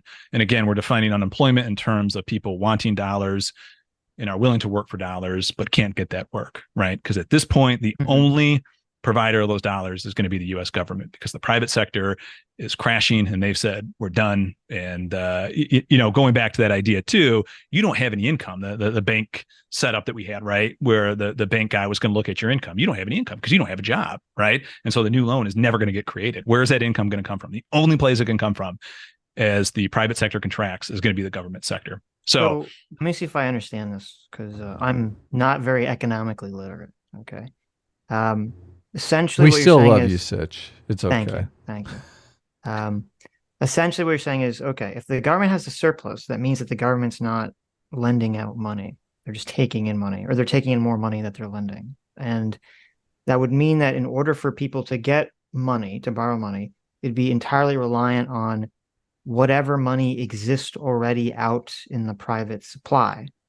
And what that means is that when private businesses go through a regular up-down cycle, that when they start to go into the down cycle, there's not going to be money to lend out to people. Is that what you're saying? That's close. That's Okay. close. Let me just fix one part of that. Right. Money doesn't exist or not exist out there, right? In the sense that banks aren't lending you money that they have, right? So if I deposit money into a bank, they're not lending that to you then, right? They're creating it. Yeah, exactly. They are actually creating it through that balance sheet operation that we talked about, right? And the only thing the bank truly cares about, right? There are two constraints on banks. The number one constraint is the risk they see in you if you have the income to actually pay that loan back. That is truly the constraint. It's an income constraint, right? And that's why when you listen to MMTers who are very precise in what they're saying, the problem is always an unspent income, right? Someone is saving money, right? Removing demand from the economy. And if that happens, everyone does that, then you're not going to get an income stream. And therefore, you're going to go to a bank and say, hey, I want to start a business. I want to buy a house, et cetera, et cetera. But you're not going to have the income to do that because you can't find a job because no one is supplying that income. And in a time of crisis, someone has to supply that income. So if things like full employment, a growing economy, all that sort of stuff, innovative economy is important to you, if that's what you want out of a society, then someone has to be running a surplus someone has to be running a deficit in order for that to occur. And for a short amount of time, the private sector can absolutely do that through the functions that we've talked about. But when it can't, because of the nature of that cycle, then someone else has to come in and supply the deficit so you can have your surplus. That's the government. So the only thing I'm going to change there is and I'm saying this because I did listen to the discussion you had with Anthony Davies, and for whatever reason, he's still under that money multiplier, loanable funds idea, which just is not an accurate description of banking. Government's not loaning you anyone else's money. They're creating the loan, which actually creates demand in and of itself, and then becomes someone else's income stream, right? And that's really important, right? In our example of you buying Adam's house, the $4 million is now Adam's income, right? He can go spend that on a new home. He can go spend that on whatever, right? That's his income, right? And that income is going to create its own line of demand. And the big risk is always that Adam just saves that money, right? You know, he moves to. When you talk about demand, you're talking about it in the context of supply and demand, right? Like I'm talking about it in the sense of like a growing economy, as you would measure, GDP or something like that. What does the term demand mean? Maybe I'm missing. I guess what I'm saying. Maybe I missed what I was saying, but when you're spending money, like I think of it in terms of supply and demand, as in if there's money being spent, the demand for products and services is going up. But if people save that money, that demand is taken off the table. Correct. Yeah. If you launch a new product, you're going to price the product based on what the demand is. If the demand is through the roof, you can raise your prices. If the demand is low, you're going to have to lower your prices to, entice people to get it. Well, there are people who don't, they make money again and again and again, and they don't spend money on anything. So they don't create demand in the economy. Yeah. So that's why I always think of it as supply and demand. When you're talking about that money, that $4 million is creating demand in the economy for products and services. But if I just put it in the bank and save it, it doesn't, like theoretically they could loan it out and someone else will spend it to start a business or something like that. And they create the demand. A bank couldn't loan your deposits unless you wanted them to, in which case they wouldn't be loaning it. It would be you. The bank would always. So that's the way people perceive it these days, though. That my bank deposits are being loaned out to other people. That's not happening. No. Not in any real sense. So the bank keeps all of your deposits on reserve? Yeah. Wow. Okay. Well, hold on. Banks are allowed to create a balance sheet of assets, right? Right. So if they create a loan, they have discretion with what they can do with the offsetting asset of that loan. Right. They can buy treasury bills with it, obviously. Or if I deposit, I mean, they can't buy Apple stock. I need to step this back just a little bit. If I just go deposit money into a bank, the bank has discretion with what they can do with that cash. There's a certain amount of discretion they have with what they can do with that cash. But no way is my deposit then being lent off to create, like, it's not a money multiplier situation, right? They're not lending that money off. So in no way is that process occurring. They have discretion to do with that deposit as they see fit within the regulatory framework for the bank. But if someone then comes in and says, "Hey, I need a loan," they're not going to go to the vault and see how many reserves they have in a loan, there to loan out. They're just going to create the money. They're just going to create that loan. Yeah, and that expands their balance sheet. Yeah, exactly. So the government gives a bank the ability to create money out of thin air, essentially. And correct. That's what the bank charter is. Right. That's what the bank because all money is created out of thin air. Yeah, I know. It's just that's a dig at the monetarist and the neoclassicals. So so for people that are listening to imagine this, essentially a bank goes to the government and says, "Hello, can we have a printing press for money?" And the government says, "Yes." Okay, so it gives the bank some kind of printing press for money. Obviously, there's restrictions on when they can use this. So then I go to that bank and I say, "Hello, bank, you have a printing press for money. I need $4 million to buy Adam's home." And the bank says, "Well, we looked at your credit and everything, and yeah, we trust you to pay this back. So here, we're going to print, here's your $4 million, go buy Adam's home." Okay. When they print that $4 million or create it, is that considered government debt, or is that the bank's private debt? No, that would be, the debt is your debt. Right. I'm sorry, the assets. No, wait. It would only be my debt. It wouldn't be government debt. Yeah, it's the debt is your debt. Let's do this. Oh man, you owe the bank. The bank bank. Has your IOU, and that IOU is worth $4 million. When they do this is what mortgage-backed securities are. They package all of those promises, all of those IOUs together into a security. Yes, but I guess where I'm having trouble here is because the government, essentially the bank is acting as a middleman for the government in the situation. Okay. Yeah. So like if the government just creates $4 million and then gives it to me, wouldn't that also, how is that also not the government's debt? It is. Exactly. No, exactly. It is the government's debt. Okay. Yeah, so it that's is what I'm absolutely asking. the government's debt. Yeah. It's a liability of the government. Yep. So that's exactly how it functions. Okay. So if I go to the bank and I get $4 million, is it my debt and also the government's debt at the same time? And then it's the bank's asset? Yeah, these are good questions. Oh, you're getting me excited. Okay. Let me do this. Right. When I share my screen, I can't hear you talking. So here's what I'm going to do. I'm going to share my screen for a quick second. We're going to do some. Yeah, tell us what the thing is we're looking at, because I don't necessarily know. Okay, this is going to be completely different. Douglas is going to do some balance sheet operations real quick here, right? Because it's helpful. It's helpful to see this. So we're going to share my tablet here. I have terrible handwriting. Just be okay with my bad handwriting.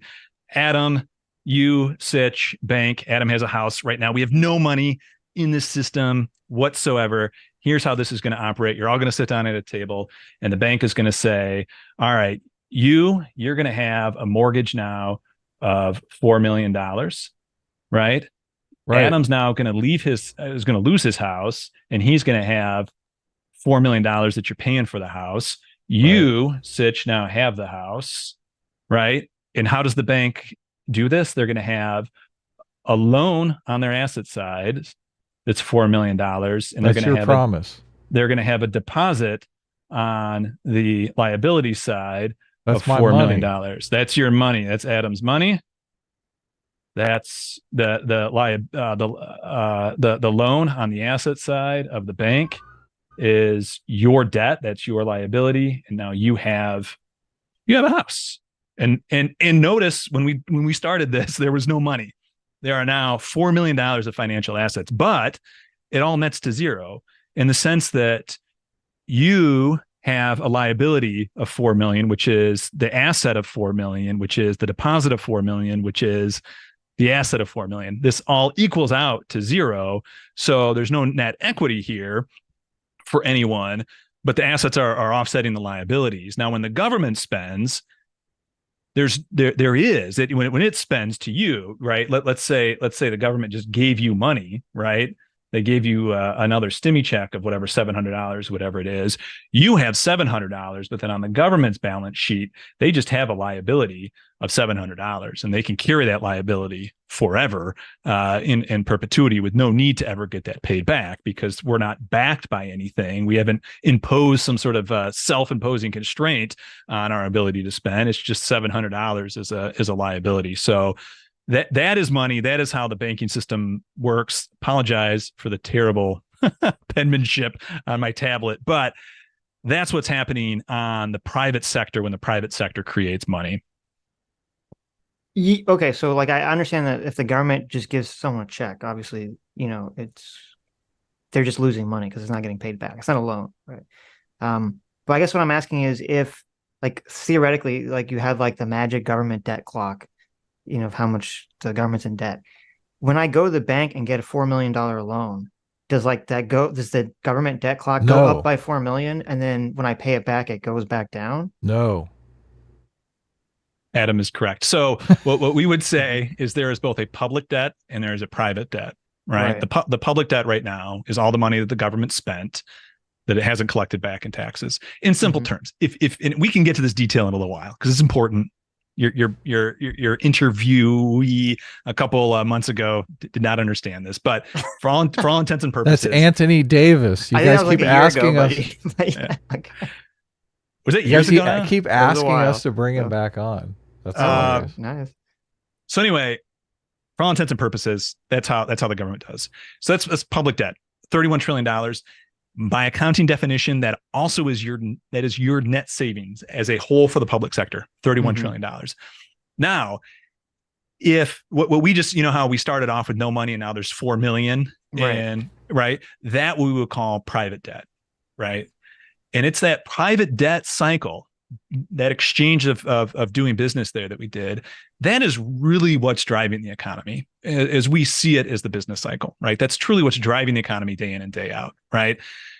And that is what we want for the most part, driving the economy. But it's pro-cyclical. It is also highly unstable. I'm going to toss a name out here that if anyone's into this and they really want to follow up on it, Steve Keen has done a lot of work on this back in the late 90s, early 2000s, was focusing solely on the private debt, which the neoclassicals don't do because they're stuck in this loanable funds idea that my deposits are handed off to.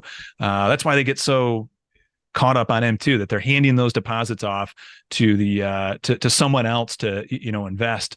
They miss this private debt side. Now, this private debt side of things is highly predictive of market outcomes. When you have the private debt contracting, you're going to get a potential recession along with a government side contracting as well. You will get a recession, right? So before we get into this, because keep going. Some people are confused as to why I'm asking this question. Well, first of all, this is how banks just make money. This is just, I mean, if you don't accept that, I don't know what to tell you. Look, you can look it up on the internet. This is completely wrong. No, so that's what people are saying in the chat, but obviously it used to be differently. Right. Yeah. The reason I asked the question about is it the government debt is because I assume like if we went to the government, okay, if I went to the government and said, government, can you give me a $4 million loan to buy Adam's house? And the government did that, that would be government debt, right? If the Treasury loaned you $4 million, I don't know if that's possible. That's even possible. Yeah, but if they in theory, if they did, well, Bank of America is not. Wait. Yeah. Okay, there's some government spending program where the government says they're going to give people loans that are people of shadow like myself, that have low interest rates. There's some government program to do this. Okay, That's completely government run. So then they give me the $4 million, but I'm supposed to pay it back, right? Is that government debt until I pay it back? That doesn't happen. I don't know why you're possible scenario that this exists. So we've had the government loans for small businesses during COVID, right, that played out. I'm not sure how those operations take place. I'm not sure if they take place solely on the balance sheet of the Fed or if that was ultimately, I think it was actually paid. Yeah, I think it was paid by the Treasury. I think it was ran by the Treasury. I don't know the balance sheet operations, but let's to get to your point. The reason I was asking this because it seems strange to me that like if banks are essentially just a middleman for the government, how is it not the government's debt when the bank lends out money? Okay. Yes. Yeah. I get what you're saying. Yeah. To a certain extent that, yeah. Okay. The bank, the government is to a certain extent on the hook for the private sector debt, right? To a certain extent, banks will. So if all deposits have to come from a loan creates the deposits, and that's where the deposits are going to come from. The government guarantees your deposit up to $250,000 in a bank, right? So if the asset that is offsetting that deposit goes to zero and you have a bank that closes down or there's, bank run, right? Your deposits up to $250,000 are guaranteed, right? So to a certain extent, the government is on the hook for a certain amount of the deposits that are out there in that scenario. And that is, I mean, I think all deposits should always be, we shouldn't, there's no need to have a cap on the $250,000 for deposit insurance. It should just be if somebody what the government does. If a bank makes a loan though, they create money out of thin air, $4 million, right? And the person loses their job, is unable to repay the loan. The bank is going to write down the loan and they're going to pay it off with money from interest on reserves or something like that, right? If the loan goes bust. Yeah, exactly. Yeah. They'll have a certain amount that will go bust and won't get repaid. And they have certain parameters that they have to fit within in terms of their risk Right. analysis. And I mean, if it goes bad enough, right? I mean, if we get 2008 and everyone's selling assets and their assets collapse, then you do have a bank collapse in that instance. What's a 41 trillion called? Because I remember looking this up recently. I wanted to look at all the outstanding loans, and it was 41 trillion. It's interesting that the national debt is 31 trillion, and the bank loans are 41 trillion. I mean, they're within 10 trillion of each other. Yes, they don't necessarily have to be, but No, they could be wildly different. I just think it's interesting that they're close to not the too same. far away. Yeah, That's yeah, like yeah. so it's 72 trillion of financial assets in the economy right now. Yeah, that wouldn't include that's only for the US, and that wouldn't I don't know everything that would or would not include, but that would be kind of the base starting point. Yeah. Right. So what you'd want to do is you'd want to go to the St. Louis Fred, and if you typed in total credit to private non-financial sector Mm-hmm. for United States, that's and then put in BIS, which is the Bank for International Settlements, who's going to calculate all this. That is where I would get the number for the total dollar of what I would call private debt, right? And it's important to do for the non-financial sector, because there's going to be financial sector debt, which is not in any way money in the way that we would think of it. So, Sitch, why have we answered the question, or Well, not really, but there's a second question. well, why I don't understand. What is the purpose of the question? Well, it might be too difficult to explain. It's just because like my understanding is okay. So like when the government creates money and then lends it and then spends it, right? That creates government debt.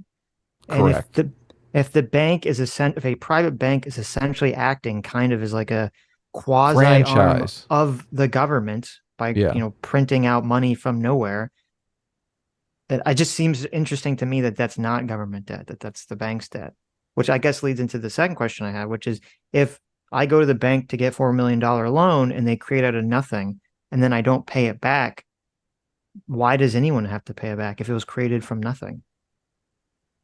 So what would end up happening is their asset then that they have on their balance sheet would no longer be worth $4 million.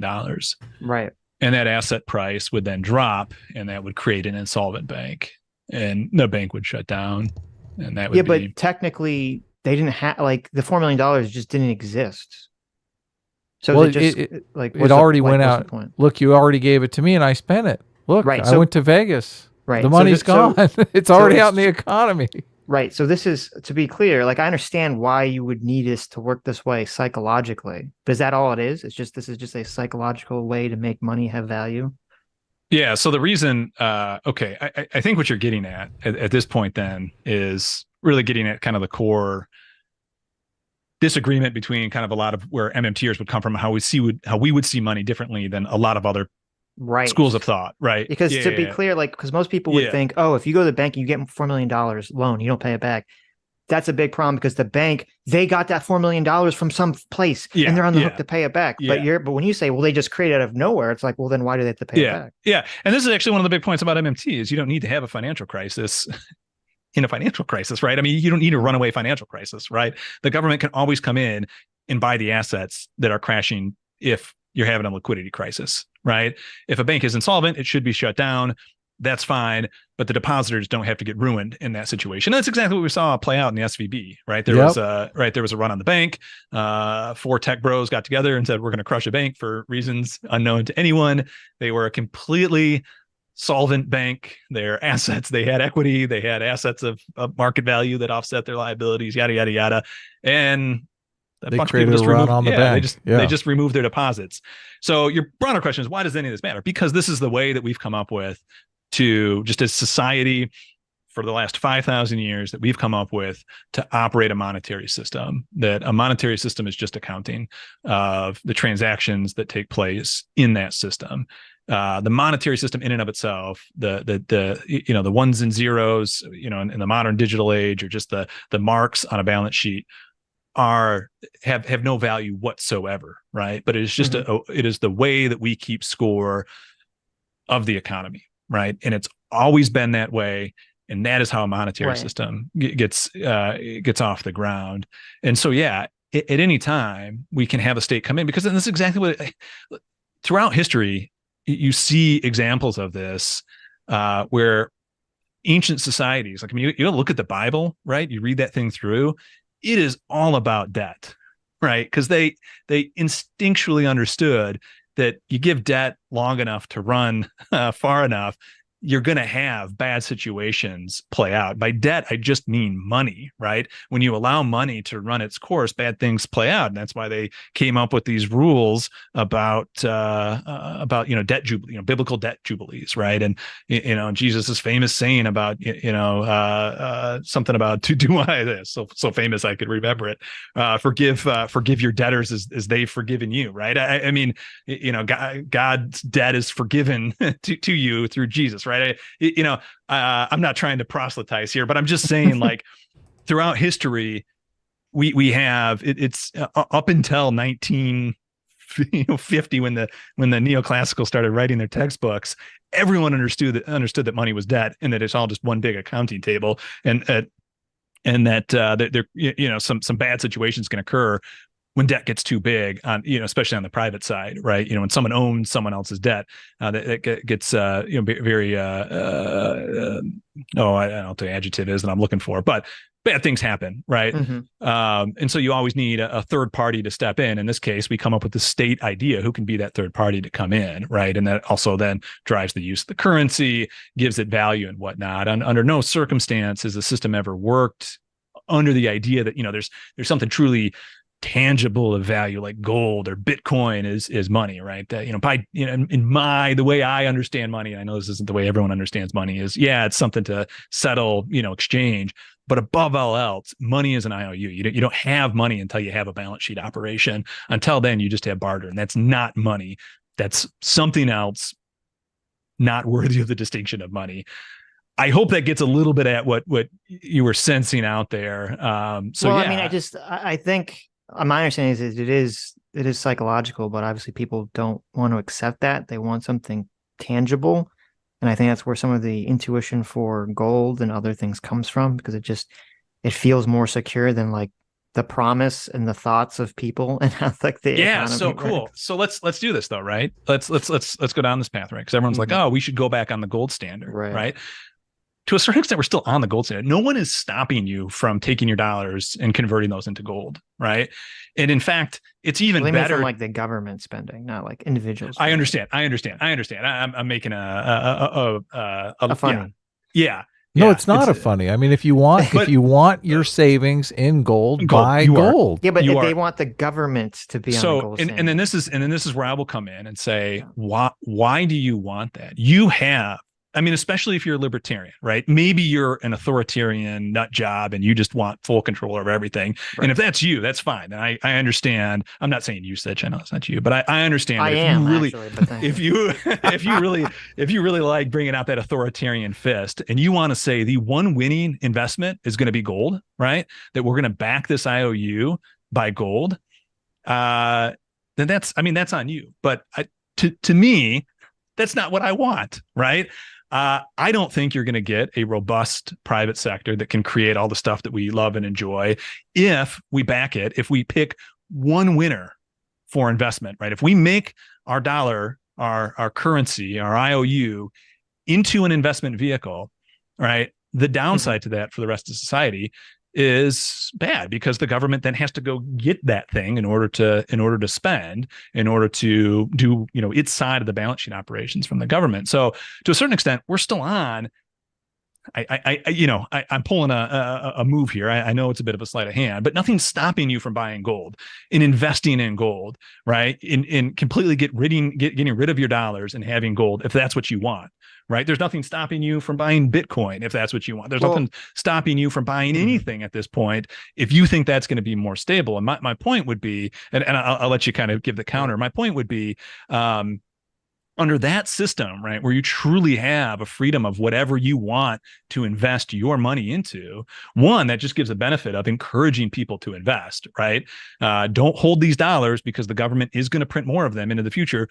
go invest them in something that's productive that might make you a return. One, that's a good thing. And then two, it creates the business environment that people want to hold that currency anyway in, right? Because people want dollars globally because we create iPhones, we create, Microsoft operating systems, we create the best stuff in the world. And in order to get that, you got to sell us stuff to get dollars to get that stuff in the first place. If you want in on that, when the minute you go to a gold standard, all that stuff goes in reverse. You lose value of your currency because you're stuck making the government force gold to be the winner, whatever it is that you're backed on. So I see myself as the true libertarian when it comes to currency, by saying, no, we really do want a floating exchange rate where the consumer has the right and ability to go spend their dollars and save them in whatever form. But I'll let you give the counter. Well, right. So my understanding is that when people are advocating for the gold standard, the thought process is that government fiscal policy is having some kind of negative effect on business and some kind of negative effect on American citizens. And, usually they think it has something to do with, runaway spending or runaway debt or something to that effect. And so they feel that having the government spending be pegged to gold would make the economy more stable. I mean, that's generally the thought process. I believe that they're saying that they think would add some stability to the market. They're wrong. Okay, but so why they're do wrong. you disagree with that? So let's just do two things. One, I don't know if you guys, I'm 39 years old. So I lived through the great financial crisis, and I lived through quantitative easing. And I remember what everyone said when quantitative easing started and the massive budget deficit explosion occurred initially under Obama in 2009. Everyone said, we're going to have runaway inflation. The dollar's going to go to zero. I even bought gold. Bob Murphy made that bet. Remember? Yeah. That crazy bet. Yeah. Everyone said that is what was going to happen. Since November of 2008, when the first wave of quantitative easing took place, we've spent 20 trillion more in deficit spending. So we've had quantitative easing of I don't know how many trillions in quantitative easing that it was, and we've spent 20 trillion in additional deficit. The deficit at that point was 10 trillion. It's now at 30 trillion. The dollar index going all the way back. I'm pulling this up right now. The DXY going all the way back to November of 2008. I gotta pull it up. All right. When quantitative easing started, was right at about 86. The dollar right now is at 103 on the DXY, right? So that's the dollar index. The dollar index is up 20% after $20 trillion worth of government spending and QE 15 years later, almost to the date, 15 years later. The US has also spent more than any other developed nation. We have had a public debt to GDP, our public debt to GDP ratio has outpaced, I'm pretty sure, every other developed nation, whether that be Europe, Canada, Australia, any other developed nation. We've outspent them as well. So we've, in terms of relative terms, in terms of Europe effectively put austerity in for most of the aughts. We didn't, and most of the 2010s, we outspent them. In no way can you say, based on the last 15 years of experience, I know you're not making this argument, you're playing devil's advocate here, Sitch, but in no way can you look at the last 15 years and say that government spending in any way decreased the value of the dollar. It increased the value of the dollar because it made a better economy than the rest of the world, particularly Europe, because we were willing to spend more than Europe. Furthermore, like if you look at like us, our stock market over the last 15 years compared to Europe, or more importantly, compared to gold, the S&P 500 up over 400% since November of 2009, gold up about 150%, right? So all the doom and gloom naysayers about government spending are just wrong. They are wrong, because they don't understand the basics of monetary policy and what happens when the government spends versus what happens when the private sector does it. Am I all for government spending at all points in every place? No, not at all. But they have this backwards. What happens when you back your currency by something like gold, right? What ends up happening is the government has to issue that currency to get that gold, right? So they are now spending that currency to get that gold, and it is now redeemable in that gold. It now supplants the value of the dollar. Now no one wants dollars. Everyone wants gold, right? It makes it the de facto currency. And then what ends up happening is you exclude the government sector from creating the necessary base for the private sector to thrive. So just like we were talking about this idea of now the private sector is going to create loans, right? They now have a reserve constraint put upon them, because taking that loan all the way back, eventually this thing can get redeemed in gold.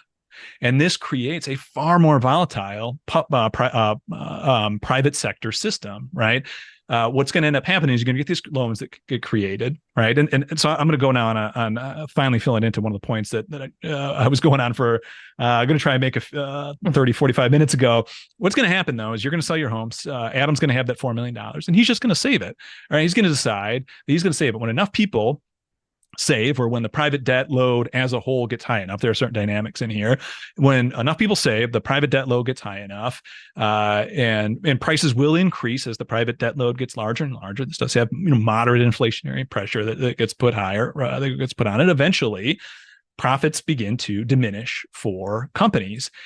And those companies have to lay people off. The minute you start getting layoffs, there's no turning back. The system collapses. There is nothing at that point. There is no one to supply the necessary income at that juncture to ever get the economy up and running again, right? That is exactly what we saw play out in the Great Depression.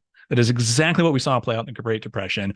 The government didn't step in and offset the massive contraction on the private side, and we would get that under the gold standard. That's exactly what we would get under the gold standard. If we switched to the gold standard today, we would get maybe 6 months, maybe a year, 2 years of economic growth, and then it would be a catastrophic collapse that would never end until the government was willing to go back off the gold standard and offset the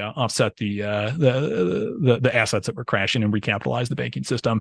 So that is how it would play out. I mean, there's one of these days I can get certain models put together that can kind of demonstrate that, but I would say both kind of empirically, as we see in the data, and as you model this.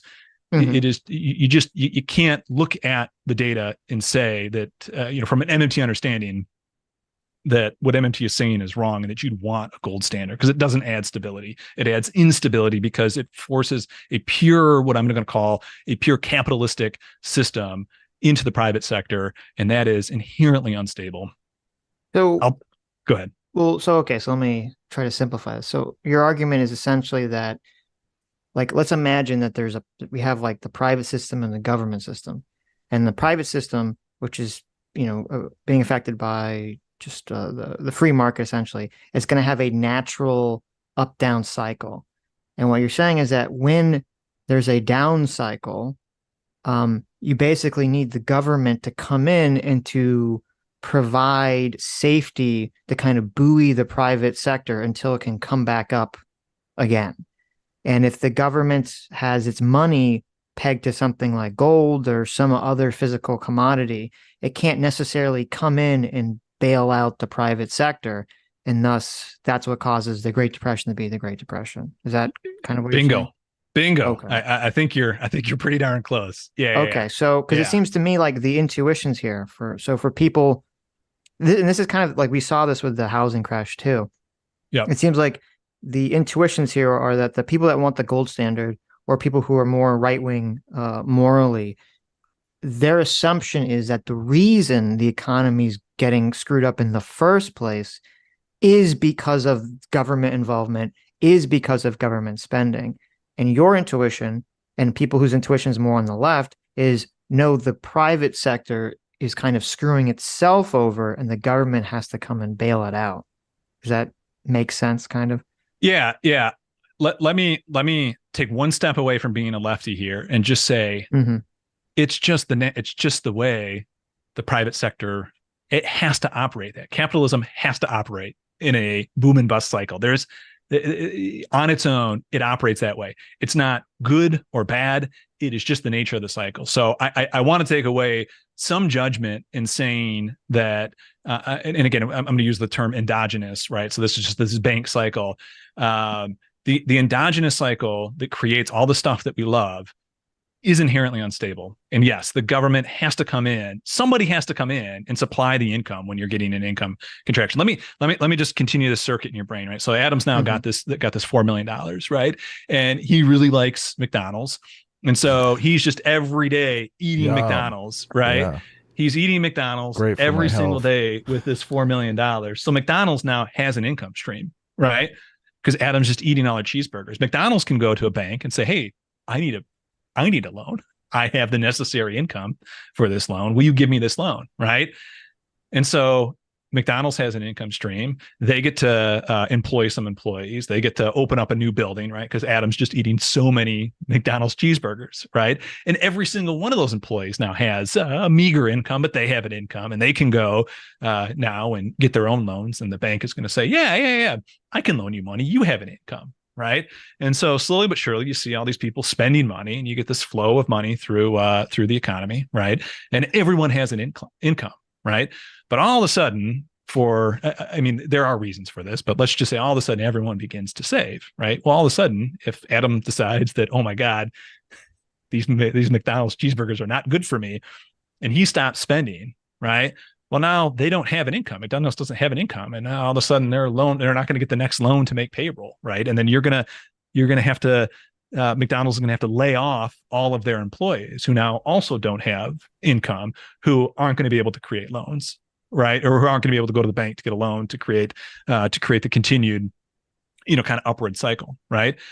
So what ends up happening is there's just not income necessary to create the continued business cycle expansion, right? And that is exactly where the government needs to step in. That's exactly when the government needs to step in. That's exactly what happened in 2008. We didn't have the income to make the payments on our houses in 2008. 2008 happens, right? It's a story of income more than anything else. And there are two providers of income in our simple little model here, our vertical and horizontal model. And that's going to be the government sector and the private sector. But the government sector doesn't have that instability that the the private sector does. But we do. I want to be very clear. I love the private sector, right? It's not that it's bad. It's just inherent, and we need both of them to have a stable, growing economy. Yeah, it's just the problem is the issue. I just think is that for people just have the idea in their mind one way or the other, and I know like you're trying not to put it on like a left-right spectrum, but it just kind of does fall in that way. Where when I hear people on the right who are more talking about this, the thought process is generally that, well, yeah, the economy will go down naturally, but the free market will kind of fix whatever the problem is, and that government intervention will only ever make something worse. Okay. Right. And then I'm assuming you'll say, well, that's not true, and here's a bunch of information and facts why you think it's not true. But we're kind of talking about how like our intuitions are perceiving these things. I get what you're saying there. Again, in a monetary system that has an overarching authority, right? I mean, one of the thought experiments is, what if Bitcoin Island gets established, right? And all prices are somehow forced to be settled, and all exchanges somehow forced to be settled in Bitcoin, right? You get this thought experiment that steps up, and it's an Austrian anarcho-capitalist dream, right? It's all just free market supplying every possible solution, right? What's going to happen in that scenario? One, why we're all settling things in Bitcoin is always, in any agreed upon money terms is never established, just assumed, right? But what's going to end up happening is at some point, if you're going to have a growing money supply, you would never actually get any growth if everything literally had to settle Bitcoin for Bitcoin. You just wouldn't get growth. You'd have to have banks creating loans, right? So what would end up happening is these loans are IOUs, and you'd have whoever the biggest bank is with the biggest army, with the largest, with the most guns, they would take over and enforce the settlement of this stuff, right? If you were to have loans, right? And they would create the courts and everything necessary, and they would become the de facto state. There's no way of kind of engineering this around that point, right? You need an authority to settle this stuff, going all the way back to kind of the beginning discussion. So as long as as long as you can kind of see that play out, then all a government is just the agreed upon authority that we're all going to kind of live under, that says, yeah, we're going to settle this stuff, and it's going to be the government that gets to settle it. And I understand that a lot of people just look at government and think government bad, and that's just the way that it is. And so be it. And I guess if that's you, there's nothing. I know that's not usage, but if that's the rhetorical you, there's nothing I can do to convince you otherwise, other than someone will eventually fill the void of the necessary authority in a monetary system if you want to monitor. And here's the thing: you can't have a capitalist system without a monetary system, right?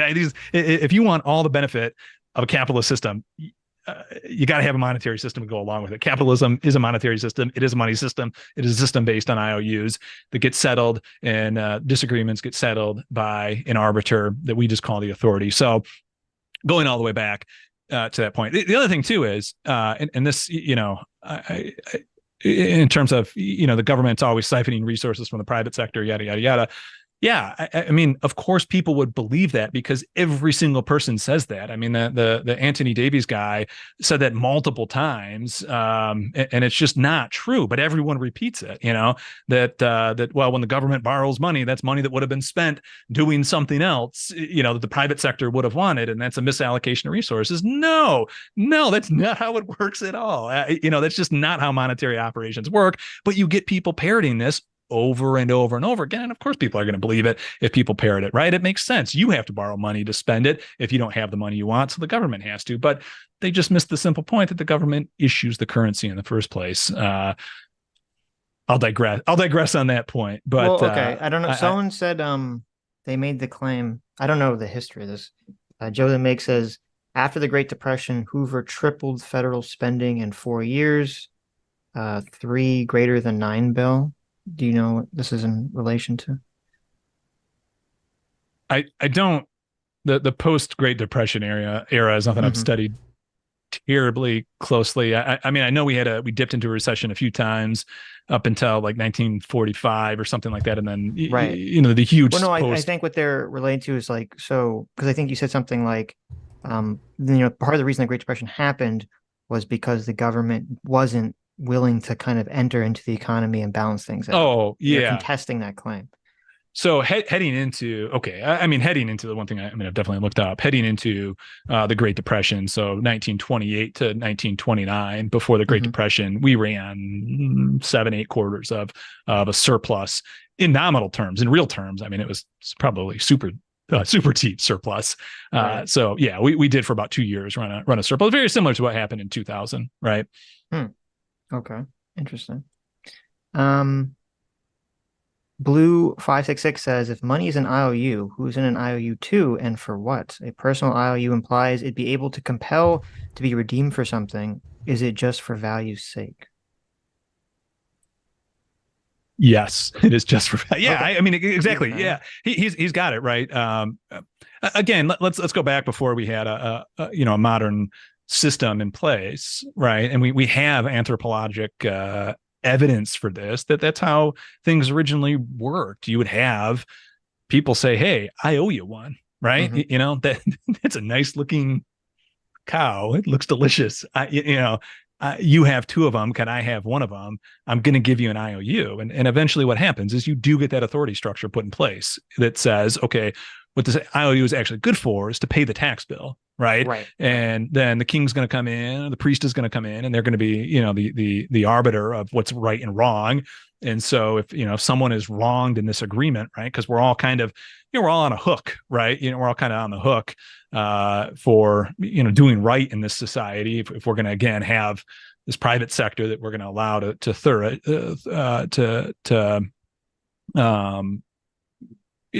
thrive.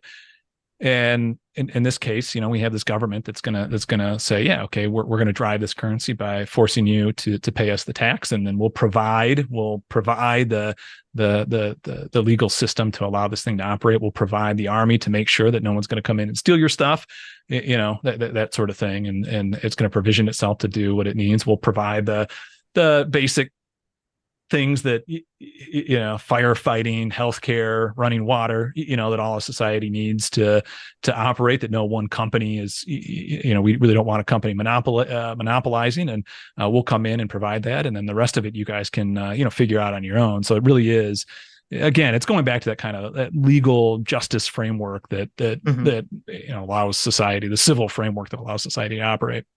Well, and to be clear too, you're not suggesting that, like, I assume you agree that the government can obviously create economic policies or do things that cause recession and depression.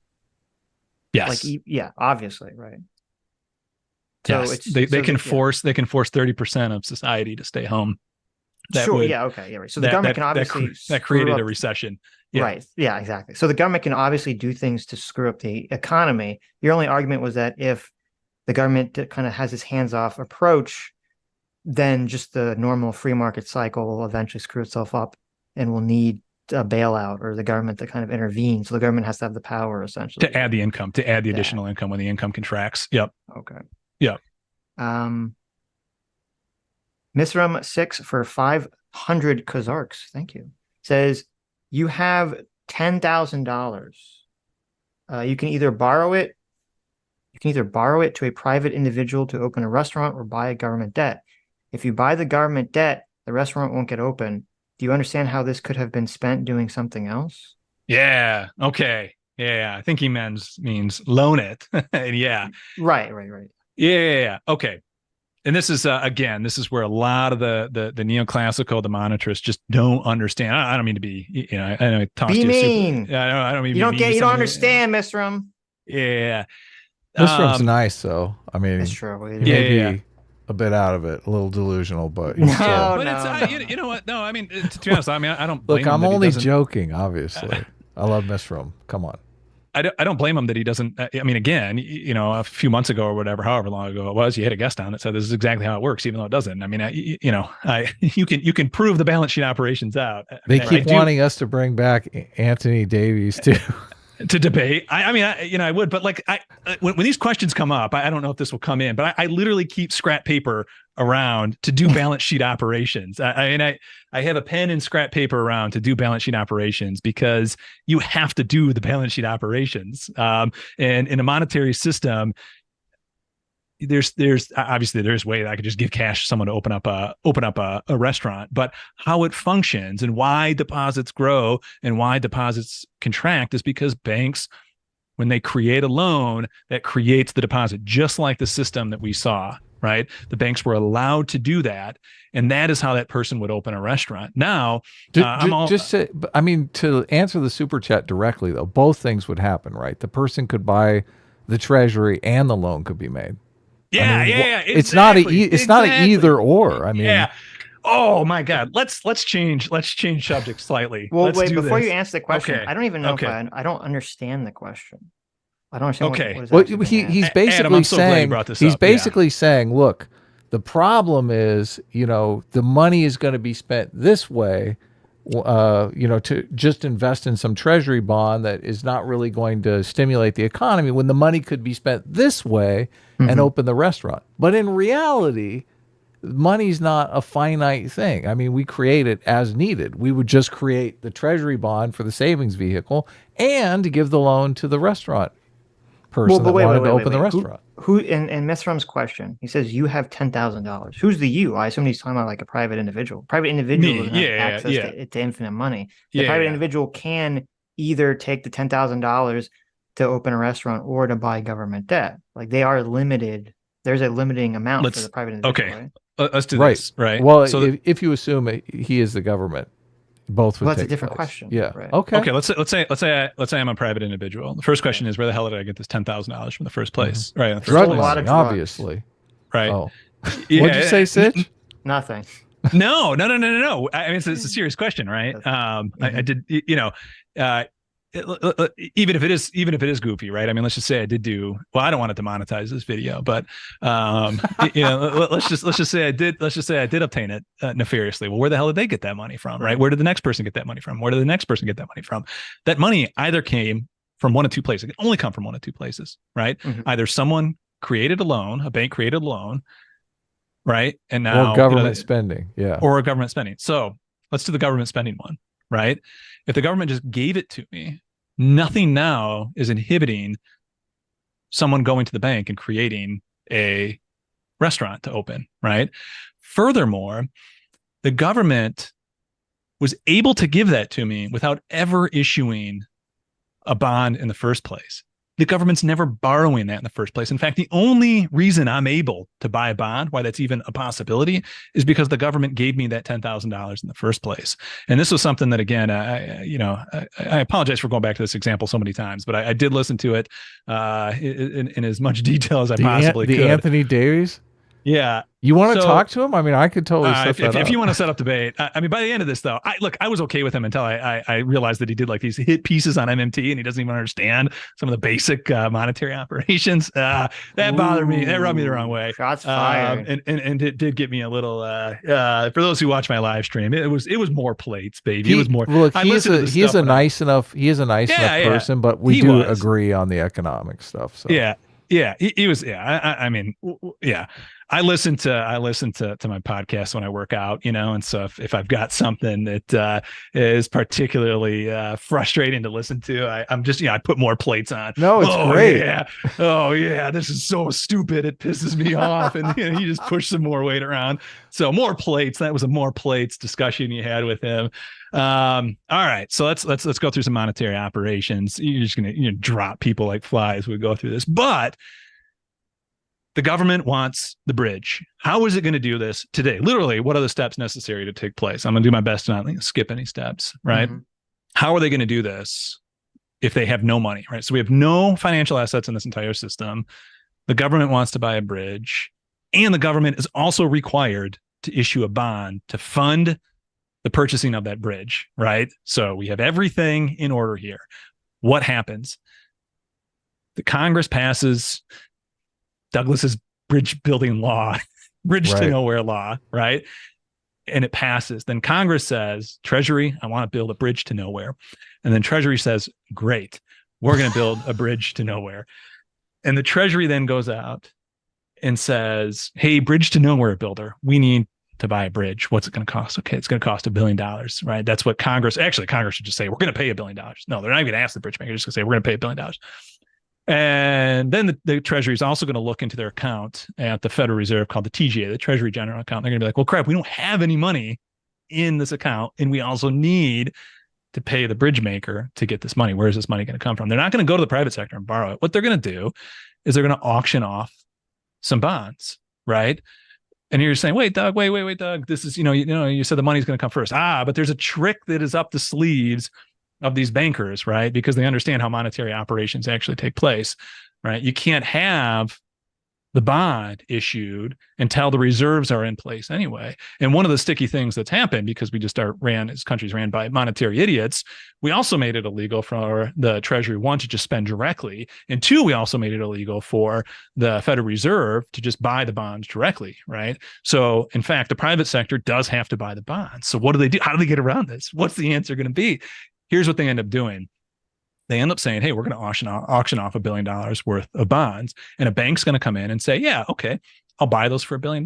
Very, very good. But the bank doesn't have $1 billion. And this is where the trick comes in. The bank enters into a repurchase agreement with the Federal Reserve. And that repurchase agreement is just kind of like a house settling, just like we did the balance sheet operations with the house, where the Federal Reserve is going to create the reserves necessary for that bank, these are called primary dealers, to purchase the bond that the Treasury is selling. And they're all going to sit down at a table at a closing, exactly the same as when you get a closing for a house.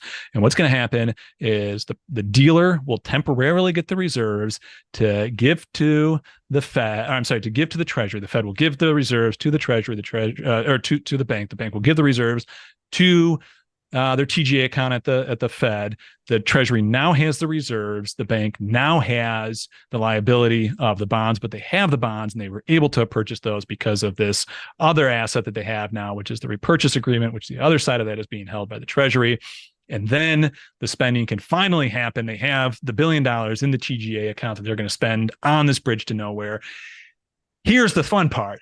That $1 billion is now new net financial assets. It is the now net financial saving of the private sector, which is now $1 billion. And that is a deposit of the bridge to nowhere company that is now building that bridge to nowhere. They've got $1 billion. And that is what ultimately will capitalize the private system going forward. So that is how money gets in. Now, the very next day, they decide the bridge to nowhere was really, really cool. We want another bridge to nowhere. Well, that bank now has the deposits from the first bridge to nowhere in it, right? And maybe a new loan has been created, right? Because we've capitalized, we've put the necessary capital into the private sector. So maybe new loans have been created by the next day, right? There's now money in the private sector where that repurchase agreement doesn't even have to take place, right? The bank could just have the funds available, yeah. right? Because we've actually created the banking system now, right? Some We've of the actually bridge money. Yeah, bridge to nowhere money. The most important thing in all of that, no one ever had to divert financial resources to the government that they were going to spend elsewhere. Every other economic activity that could have taken place took place in this scenario. The government never stood in front of anything. The only thing the government stood in front of is if those resources to build a bridge to nowhere were going to be used instead to build the restaurant, right? If we were limited in our real resources. But from a financial resource standpoint, we were never limited, and we were able to spend creating the necessary assets. And again, from an accounting perspective, you're saving in the private sector, and the bridge to nowhere company is now the public sector deficit, right? So the government's in deficit $1 billion, and that's how bridge to nowhere company has $1 billion. So I hope that explains how there's never a misallocation, a diversion of resources between the government and the private sector. In a real sense, there is, but in a nominal dollar sense, there's not. Okay. Maybe. Did you follow that, Sitch? I mean, it's No, I didn't. But really. I was hoping that was It's so simple. I no. I mean, I understand. I understand generally, but to generalize it. I wanted to make sure and give every step. Let me do this. I just want to look. You have to speed it up here. Look. The point what is happens. What happens is, well, let me just lay it out. Really, speak to me. Okay, here you go. Speak to my little baby brain. The government cooks up a bond, and they say, look, nobody has any money to buy this bond. So they sit down and they make an agreement with a bank, a private bank, and the bank agreement is basically, you give us the money to buy the bond, and we promise to buy the bond. Yeah, they're paying someone to pay them. Right. It's very strange. So, but they create the money, give them the money, they buy the bond, give them the money back again, and now they have the money, and the private sector has a bond. Yes. There you go. So how we say this in shorthand is you can't once they have that money, they spend it on the bridge. So then that money is actually it's in the private sector too. So the private sector has a bond and assets that equal that bond. Hence the money supply has grown. Okay. Yeah, I get it. It's just it's weird that this is how money is created. Why is look, and Doug laid it out. It's because a lot of these people really don't understand. The lawmakers have a really messed up idea of how money is even created. A lot of them don't even know how money is created. They just write the bill, spend this. Right. Because it's very in the way that which America creates money is incredibly counterintuitive. And I think that's where why people have a problem with this. But what do you want to do? I think it's only counterintuitive because we learned it that way. I completely disagree with you because if someone says okay, because people think the government wants to spend money, and so Congress says, hey, government, build bridge, we need $5 million to build bridge, and then it goes to some bookkeeper in some office somewhere, and he says government needs $5 million, and he picks up the phone and he says, hello, printing press, government needs $5 million, and he says, okay, beep, and that prints $5 million, and then they use that money to buy a bridge. But that's not that would be the sort of straight line intuitive thinking of how it works, but obviously that's not how it works. It works a lot more complicated than that. It is complicated. The most important thing is the government issues the reserves, right? They issue the money first and then they borrow it back. Right, but that's why it's so counterintuitive because that seems bizarre to Well, they borrow it back and then they spend it immediately. I know, but that's why it seems weird. Look, I want to make sure they have to create, instead of the government creating a loan, creating the money, they create the bond. Someone has to buy the bond, giving the government the money in the first place, which then the money the government immediately spends. Right? A lot of steps. It's a lot of steps. Doug, I think it is a lot of steps. Hold on, I think I got this wrong because when they create the bond, and create the money and loan the money to the bank to buy the bond, the bond is given back to the government, right? Because the bank only agreed to buy the bond with loaned money anyway, right? So the government ends up with the bond and the money. That I think makes I it even got that more in- counterintuitive. I think I got that incorrect. Yeah. The bank is now holding the bond, so they have an asset and a liability. They have a okay. repurchase agreement and they have a bond that are offsetting. The TGA, the Treasury, now has Okay, the reserves to pay. Yeah. So that's what's most important is, and if you're watching this and you're an econ guy and you're understanding what I'm saying, but you still don't like it, right? You still think that the government has to divert financial resources from the private sector to the public sector. The question I would always ask is, where the heck did the first dollar ever come from, right? Where did the first reserve that's going to be used to purchase that bond ever come from? It can only come from the government, right? Well, that just triggers people. Yeah, which is fine. And again, people want to think that the government is completely superfluous, Douglas. I agree. They might be. I don't know. They very well could be, but they're not. And if you want a well-functioning society, you need, yeah. I mean, that's the other thing too. Going back to the discussion we had, there's been a lot of good government spending and a lot of good government research. The U.S. still has, some of the best public education institutions in the world. We have some of the best state colleges in the world. We have some of the, we are all sitting here talking on the internet because we spent a crap ton of money in the 40s, 50s, 60s, and 70s on the infrastructure necessary, the research necessary to ever let this stuff get figured out in the first place, right?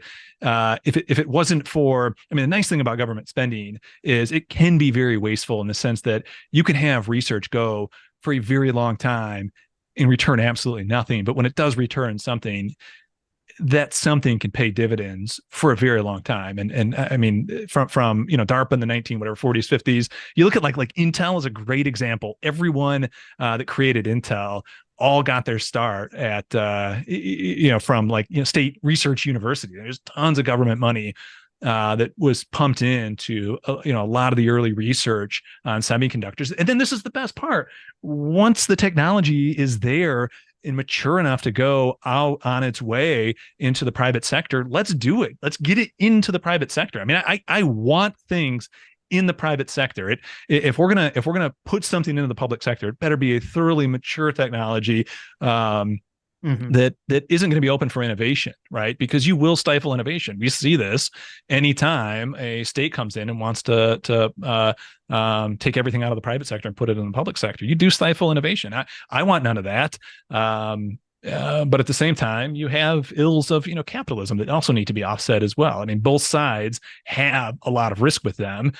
MMT is just saying, let's understand these risks through an applicable monetary lens and understand what the pros and cons are to, understand how to actually combat this stuff, combat the cons and try and promote the pros. Well, let's read. We have some super chats left here. We're coming up on 2.5 hours. If we go too much longer, obviously a lot of people are not really interested in this topic, but if it's if we pass 3 hours, this is the most interesting topic ever. Well, I understand that. I know what you're saying. We have not talked at all about how I use this to get rich, which is the only reason why anyone is here. So, okay. Let's try to bang through these questions. Okay. Well, no, let's put the questions on hold for a second and figure out get rich. How do I use this to make money? That's all. Look, I don't care about all this politics stuff. I want to make money off this. Let's get rich or let's die trying. Yeah, exactly. Okay, all right. Well, I think a lot of people would be they would have a less of an aversion to it if they knew that they could use it, to enrich themselves, some sort of tangible increase to their own bottom line. Amen. Yeah. All right. Let's do it. I have to share my screen, and when I share Chrome for whatever reason, go ahead. What I'm saying is it's going to cut out the audio. So if I don't hear what you're saying, tell me and I'll stop. I'll stop sharing.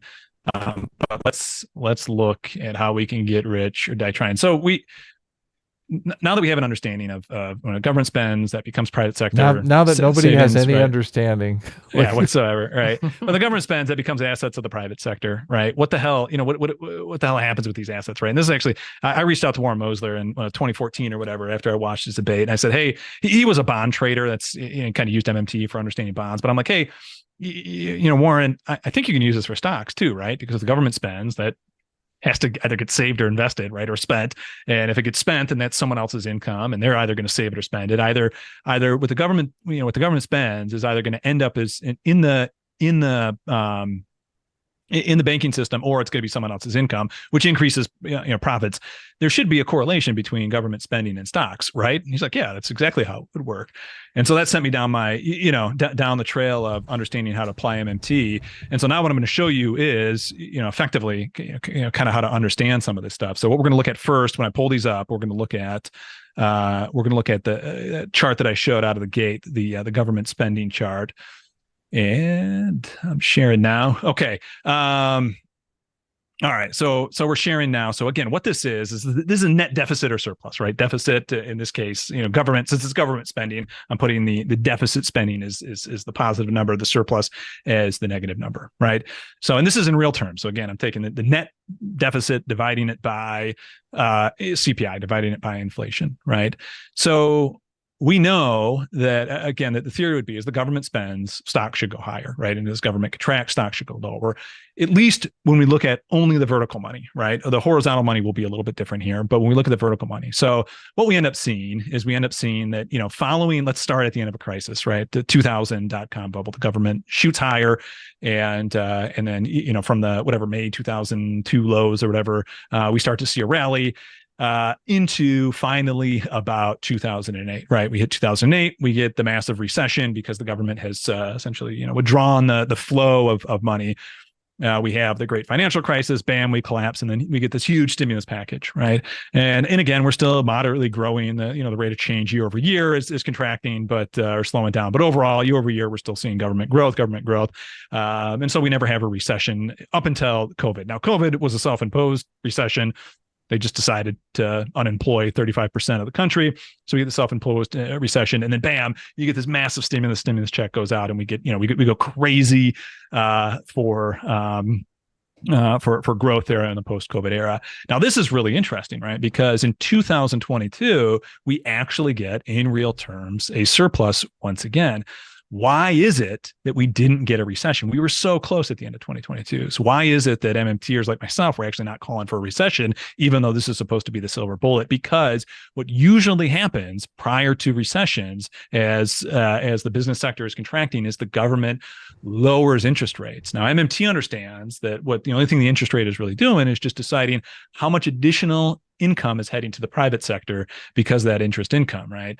So when they increase interest rates, we knew that was going to start to add additional interest income into the private sector. So we knew we'd get a very quick reversal after 2022. So we did see stocks fall off in 2022 because of the big contraction in 2022. We had the biggest tax strain that we've ever had in the history of this country. That's what took place in 2022. It brought us down to the lows that we hit, and we started to turn the corner. And in October of 2022, which is exactly when stocks bottomed and started pushing up, and then since then we've been on a run higher. And I can show this to you also in terms of, so this is year over year change.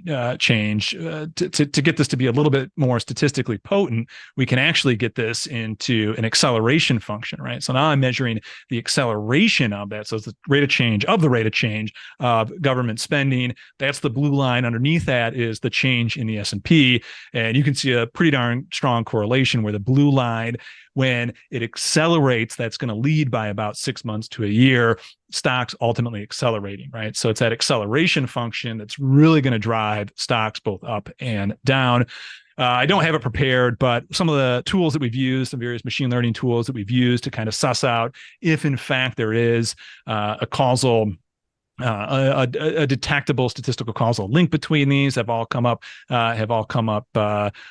good. And we can use other various statistical techniques called like mutual information, where we can kind of suss out what the connection is between these, because these are obviously not linear relationships. You're not going to expect a pure linear relationship to show up on a graph, but they are nonlinear.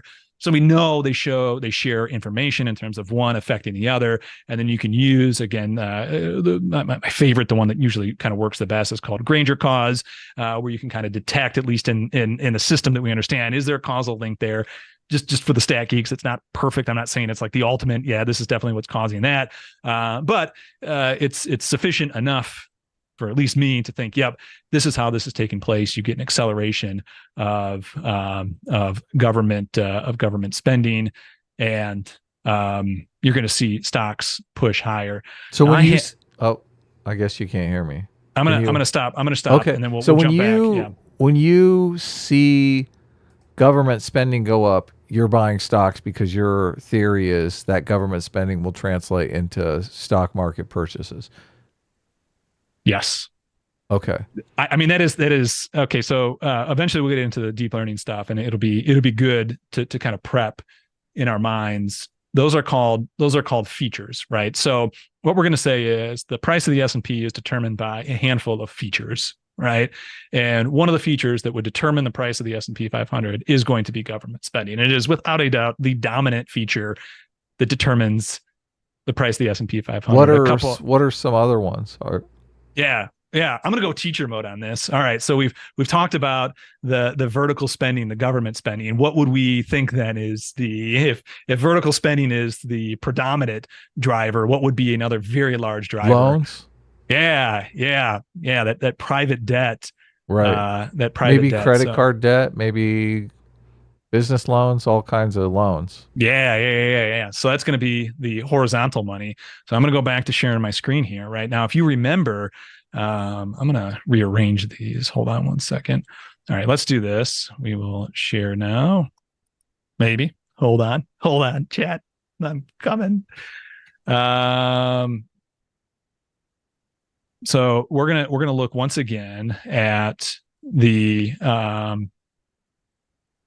surplus deficit, right? So there was this period where we ran a massive surplus for an extended period of time, but yet we all know the dot-com bubble, it was a bubble, right? We had a boom. What the hell was happening at that point? This is our private debt to GDP. Now I've gone ahead and already made this a year over year, so percent change from a year ago. And what we saw during the 1990s was this massive expansion of private debt, right? So you can envision these overlaying one another, right? So yeah, we had a contraction on the government side, but we had a massive increase on the private side. So the private side was running a huge deficit. It was running a massive deficit. It was running a deficit large enough to offset the surplus of the private sector and enough to continue to drive asset prices higher. We start to roll over. We start to decelerate, which is really the key thing that needs to happen for this private debt cycle to bust. We start to decelerate in mid-2000, and then we find ourselves in a recession just a couple months later. Exact same thing plays out again. Remember, we started to drift lower, ultimately getting into a surplus in real terms before 2008. What sustained that growth heading into 2008? An increase in credit terms. We start to roll over, decelerate in that sense, starting in early 2007, and I think we topped around September 2007, and we saw the massive contraction on the way down. So that is the two largest components of what equals stock prices, price of the S&P, and that's the secret sauce. That's kind of what you got to look at, and why you can run a surplus for a certain amount of time on the government side, because the private sector has the capacity to run a deficit. Through the endogenous cycle that we already talked about. So those are kind of the two things we look at. I'm going to hit stop. I'm going to let you. So you look at the number of private sector loans, and you look at the amount of government spending, and if you see a lot of that going on, you figure stock prices are going to be heading upwards, and you buy the S&P 500 or some ETF that mirrors the S&P 500. Yep. If you see that stuff going down, do you short the S&P 500 or? If for the most part, I've gotten out of the short game. If we found ourselves in a situation like 2000, right, we were running a massive surplus in real terms, or 2008, like we were running a massive surplus in real terms, and we saw a All sudden, these terms are backwards because surplus is actually bad in this context. yeah, correct? exactly, Yeah. exactly. Yeah, It's like most people don't yeah, understand that. yeah, So yeah. If we were running a yeah, government surplus, that right, means that the private sector is running a deficit. That means right. we have to Taxes pull are out our high. Yeah, and we have to pull they're out our credit liquidating cards our to pay the savings accounts. Yeah. yes, to pay the government. Yeah, exactly, exactly. So if I see a very sudden shot higher and in loans, right? So we see that private debt chart really shoot higher, and we are getting a contraction on the private side or on the public side, right? A surplus on the public side, then yes, that is the place where you do want to short. Until that happens, I'm staying in cash. I'm not in the short game. There are times where I'll just like right now, I'm on the sidelines, right? I was highly leveraged for the last 7, 8, 9 months. Finally, in August here, I've started to take my foot off the gas, start to close down some of that positioning, looking for a bounce on the S&P to about 4,500. I'll probably get the rest in cash. I do think we're going to have a bit of a pull down here, but I'll only ever enter cash when I think we're going to hit a pull down little spot for Right. for So a you pull don't, down. just to be clear, you don't short. At this juncture, no. Now, if it looked like we were heading into a real government surplus, right? Yeah, I would definitely put shorting on the table as a possibility when we started to see the contraction take place on the business cycle, the endogenous cycle side. Yeah. So we're at the top was 4,500. Did you sell it at 4,500 on the S&P? No, the top was at 4,600. The top was slightly above 4,600, I believe. I could be wrong. No, I didn't sell it for okay. This is the curse that I have. It's just me being a bad trader and not trusting my tools. My tools did tell me to sell right on like August. I think it said August 13th or something like that. I chose to wait. No, maybe it was like August 10th at this point. I don't know.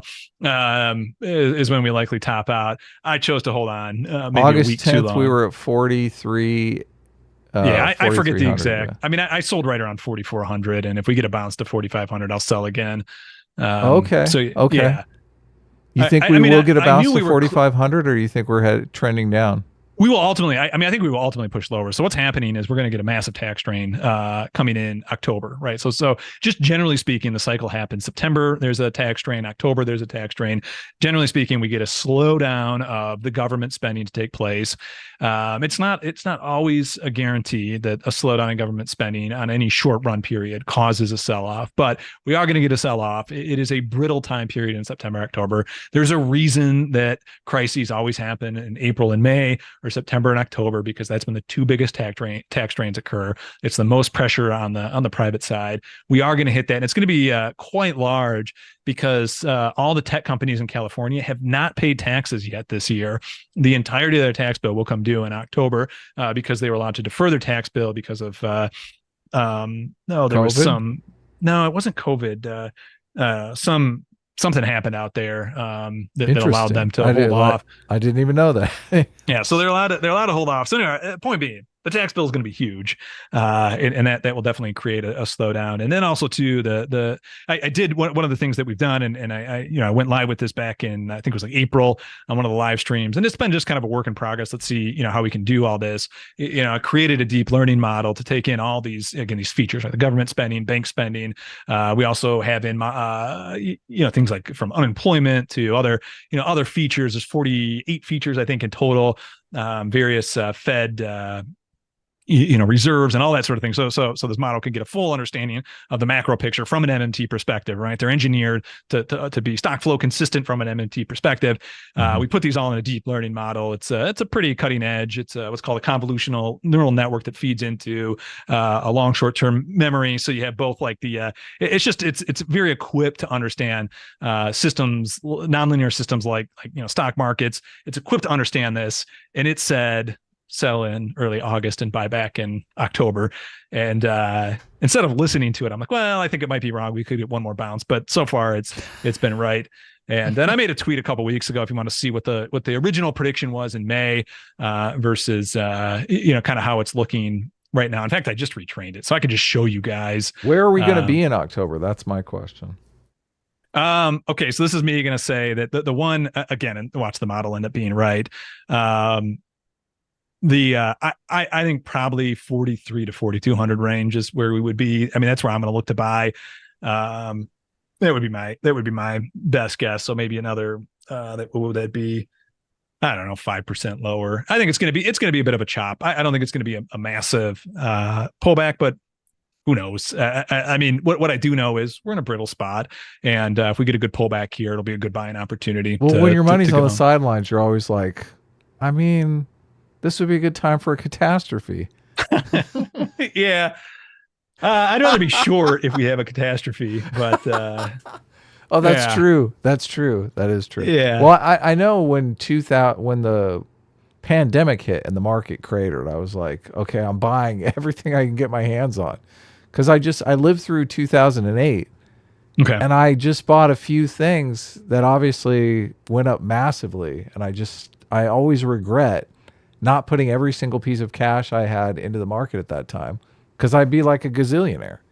So I think there are a lot of people regretting that. Yeah. Every time the market craters, I essentially just buy stock as much as I can. So, and that's exactly what happened after the pandemic. The market cratered, but it all came back within a year. So.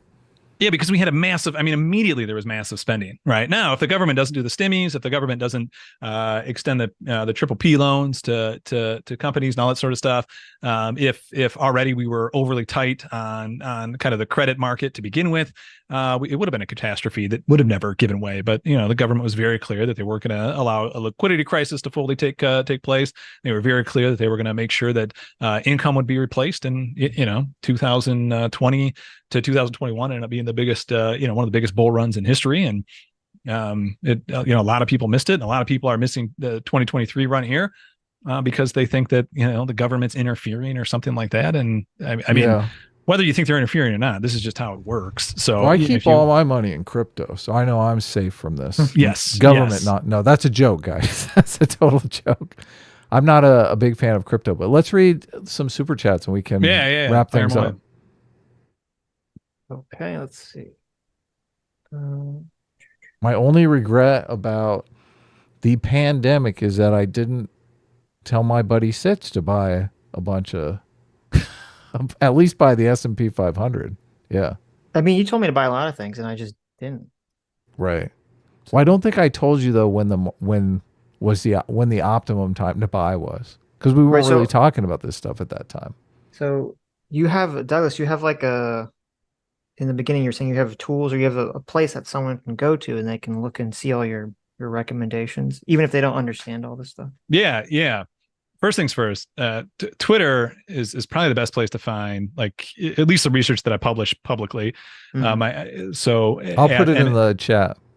Yeah, at MMT Macro Trader. I also have a YouTube channel. We go through this from time to time. The YouTube channel is in the description of this video right now, and we'll be there. So it's right at the top. And then my Patreon, which is where I do multiple updates each week, is patreon.com/MMT Macro Trader. So, and that has my little data dashboard that you can get access to when you join. How much is the tier to get access to that? The top tier, and that's going to be multiple updates each week. You can get in my Discord, so if you got questions, that sort of thing, you can contact me. That's $70. If all you want is just one weekly update and you're kind of just a market watcher that's not in and out, that's $30 a month. So are you telling people specifically what they should do, or are you just explaining the market? I will say what I do. I will explain That's why what I mean. I do what I do. Saying if I'm I don't know, I don't understand any of this shit, but I just want to copy whatever you're doing, right? I would not recommend that you would not recommend. He's already telling you he didn't even listen to his own model, Sitch. Yeah, but if his model's working, he'd be like, listen, this is the model he should have listened to the model, but he didn't. Let me phrase this slightly better. Let me phrase this slightly better. If you are brand new to investing and trading, and you want to get into this thing, right? And you want tools to help you be successful, by all means, I think I have the best tools available for you, right? I think, without a doubt. Mm-hmm. If you're just going to follow me verbatim with everything I do, eventually, you're gonna freak out. And maybe you don't, right? But it's everyone has a different time horizon in their investments. Everyone has different needs, what they want out of investment. I heading into 2023, I was levered to the well, again, we won't demonetize, but I was very levered, right? Which means, hypothetically, let's just say at $100,000 to invest, right? And, for me, what I invest is pretty much all the savings that I had. I mean, I invest. Why would that demonetize a video? Just talking about how much you had invested. No, I was going to say levered to the big tits? short. Yeah. Okay. So to COVID, right? Yeah. Okay. Well, Yeah. I've said COVID like a bunch of times. No, not COVID. No, tits. okay. Levered to the tits. That's the phrase. Oh, okay. Yeah. It was shit deep in leverage, Adam. I don't know why you're confused about that. Look, we call it mommy milker theory. I think he can mommy say milker tits. theory. Yeah, exactly. It'll be okay. Yeah. So I was highly leveraged. So let's just say you had $100,000 to your name, right? That was all the savings you had, right? Mhm. I effectively during the post-COVID era and then into also into 2023. I levered that up to about $300,000, right? So in other words, if I was wrong in my bet and the market ended up going down, 10-15%, right? That'd be a lot of money. Yeah. That'd be a ton of money, right? Because that would be 30%. 30% of 300,000, right? Meaning, that thing's more than getting cut in half at that point, or about cut in half, right? So I'm losing half of my wealth, right? So if you follow me verbatim, you just might not be ready. You just might not be in a point in your life where you're ready for that sort of swings, right? Yeah, that's $90,000 in lost profit. Well, I wasn't saying people. Okay, when I said verbatim, I meant like not the amount of money you're putting in. Yes, right? But but absolutely. I mean, the what I'm providing is research and analysis that says this is where I think the market's going based on an MMT framework that we've done our best to put through the ringer of all this machine statistical deep learning tools that we can possibly throw at this thing and validate that some of these are the best leading indicators, and it's going to give you. Based on your own, what it is that you're looking to get out of your investments, give you the best kind of base case for where market should go from kind of an MMT applied MMT or an informed MMT understanding. Okay. I just want to give the big caveat that look, investing involves risk, all that sort of stuff. You might not have the stomach for the swings, but if you understand that and you're ready to tackle it, then yeah, absolutely. All these kids are investing in crypto now. Like, how volatile is that? Oh yeah. Yeah, and that's the other thing too. So I mean, I'll have friends and stuff like that. Who just don't want to invest actively, right? I mean, whenever I plug my Patreon, it's for active investors and traders. If you're not an active investor or trader, I don't want you following what I'm doing, right? Just every once in a while, tune into one of the live streams, see what, ask me, where our market's headed over the next 6 months, or, is the sky going to fall? And if it's not, just hold on to your stocks, put money in your 401k, be a reasonably decent human being when it comes to saving, and you'll be fine. And trust me, when the sky is about to fall and things are about to get really bad and you want to put all your money in cash, I'll start doing the crazy thumbnail, the sky is falling, fire flames behind me, thing, and just tune into one of those, and you'll get the gist of why I think it's time to go in cash. But otherwise, just go live your life. But if you are actively trading, active investing, something like I've explained can be helpful to you to understand how these flows might affect markets, then I think I've got the best toolkit available from an MMT perspective. Super chats. Let's do a lightning round for super chats here. Okay, there's a good amount of questions. Ostracy says, in MMT, or your guys' opinion, is growth always defined as an increase in the money supply? It seems like these things are linked, or am I missing something? Or am I misunderstanding? Yeah, you're missing something. I mean, growth is GDP. GDP defines it as goods and services that are available for purchase and purchased in in the economy over a year. The money supply is M2 defines it as like is a terrible measure for growth. I mean, in fact, one of the things we did when I was building all the deep learning models, M2 is not even included directly in any of these models because there's no mutual information between growth returns and M2. It just completely misses what money actually is and how flows actually determine future growth. What does matter though is kind of how the way Adam and I would define money and money supply and the flow of money supply, which is again government spending. So if you're good with the way Adam and I are defining money supply, then yes. you need money supply for growth. You need the creation of new loans. You need government spending to have growth. You can't have growth without IOUs being created. So in that sense, if you're willing to define money the way I do, then yes, you need growth and money supply. If you define money supply the way neoclassical would, you're not going to see any correlation there between growth and money supply and growth necessarily. You wouldn't, at least I wouldn't expect it necessarily. Right. Dotums asks, what are your thoughts on the theory that quantitative easing essentially caused inflation in financial assets, not the real economy? And when that bucket includes housing, that caused non-asset holders / wage earners to be priced out. QE did not cause. There's no mechanism for QE to cause inflation. Okay, QE is just a swap of reserves for treasuries. If anything, QE caused disinflation, right? Every country that did QE and ran ZERP effectively got a decade's worth of flat prices, right? QE is disinflationary by nature because it's removing interest earning assets Reserves. out of the private sector and putting those into now the public sector.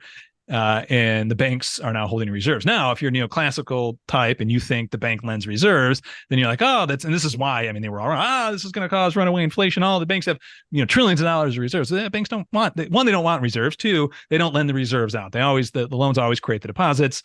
And so therefore, the reserves actually kind of stifle growth. It also kind of impedes at a certain level. It eventually impedes the capital structure of the bank itself.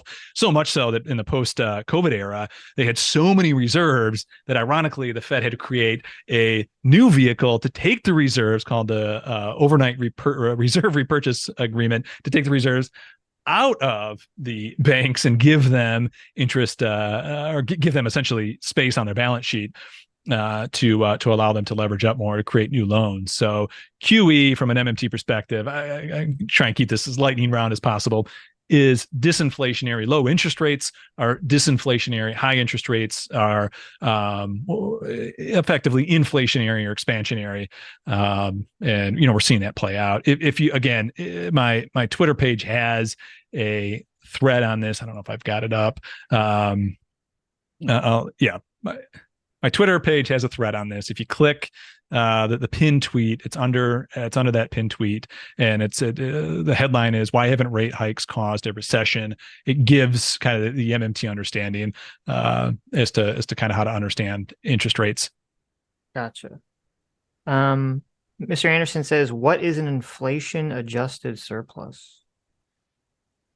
It's the real surplus. I'm sorry, it's the nominal surplus or deficit divided by CPI inflation. So if the surplus is, if CPI is 100 and the surplus is 100 million, then you'd have a million CPI adjusted surplus of $1 million because you just divide the two. And then that chart that was up was a year over year. It was effectively the flow, right? It was the year over year change of that we were looking at. The reason we do that is because every dollar is only as good as every prior dollar, the value of inflation, right? $1 spent by the government, if oil is, a penny a gallon, has a lot more distance to it than $1 spent if oil is, or if your gas is $4 a gallon, right? So we need to view government spending in real terms, in real terms and CPI adjusted terms. RBGH fam says the magic money tree is a Ponzi scheme backed by power. Stop investing in the military and see how well your MMT works. Okay. Yeah, he's not. Yeah, he's not incorrect. In sense, but it's not a Ponzi scheme. But the military part is correct. Yeah. The Ponzi scheme part is incorrect. But anyway, go ahead, Doug. I'll let you answer. Yeah, I did completely disagree with the Ponzi scheme. That just shows an ignorance of monetary policy. But I don't disagree. The reason the dollar is the preferred used currency worldwide and the most stable currency on the globe is because it has the most sound justice system backed by the biggest military, baby. Yeah. If you create money to build a factory that creates Star Trek replicators, it's impossible to say that system would not be completely, I mean, that would make everybody wealthy. Yeah, You should go into debt to build that factory. Yeah. So I agree. I mean, here's the that, thing. how Too. would you call that a Ponzi scheme? It's a Ponzi scheme. Like if you're Yeah, I mean, if you're building factories that create products and services that people want to have, that want to spend their time and energy to get money to buy, then obviously it's not a Ponzi scheme. You're creating wealth. I mean, you have to throw Adam Smith out the window to take that perspective. It's also not a Ponzi scheme because no one's giving the money to the government with the government promising to pay them back more that they don't actually have. Right. I mean, of course, that's like the first step. But the military part is right. I mean, the military part is definitely right. So I guess the difference would be like, so in a Ponzi scheme, it's like you're paying for something that is, you're not paying. You're for not anything. creating any value. You're not creating anything. Yeah, the money is just simply generated by other people buying in. Right. But in this system, it's true that for our system to continue, there needs to be continual buy-in, but there's actually products and services that are being traded and sold and something of tangible value. Presumably of more value. Look at the technology cycle here. Of course. Like the things that we're getting are more and more and more and more and more valuable. Do you know what is a Ponzi scheme? What? Higher interest rates. That is a government created Ponzi scheme, right? Because from an MMT perspective, what's happening, right, is we are now just giving, right, when the Federal Reserve increases interest rates, so we're at whatever 5% on the Fed funds, 5.5%, whatever it is. It's government spending to rich people. Yeah, it's right. It's giving money to those who have money in proportion to how much money they have. Right now, that is very close to a Ponzi scheme. Right now, it's also the reason why the economy's held on a little bit better than expected, because as it turns out, trickle down economics kind of works, and everyone's fighting for that money that's being supplied to the rich, and the rich have the money, so they're able to supply it, for higher wages and all that sort of stuff. But it's highly regressive. So in that sense,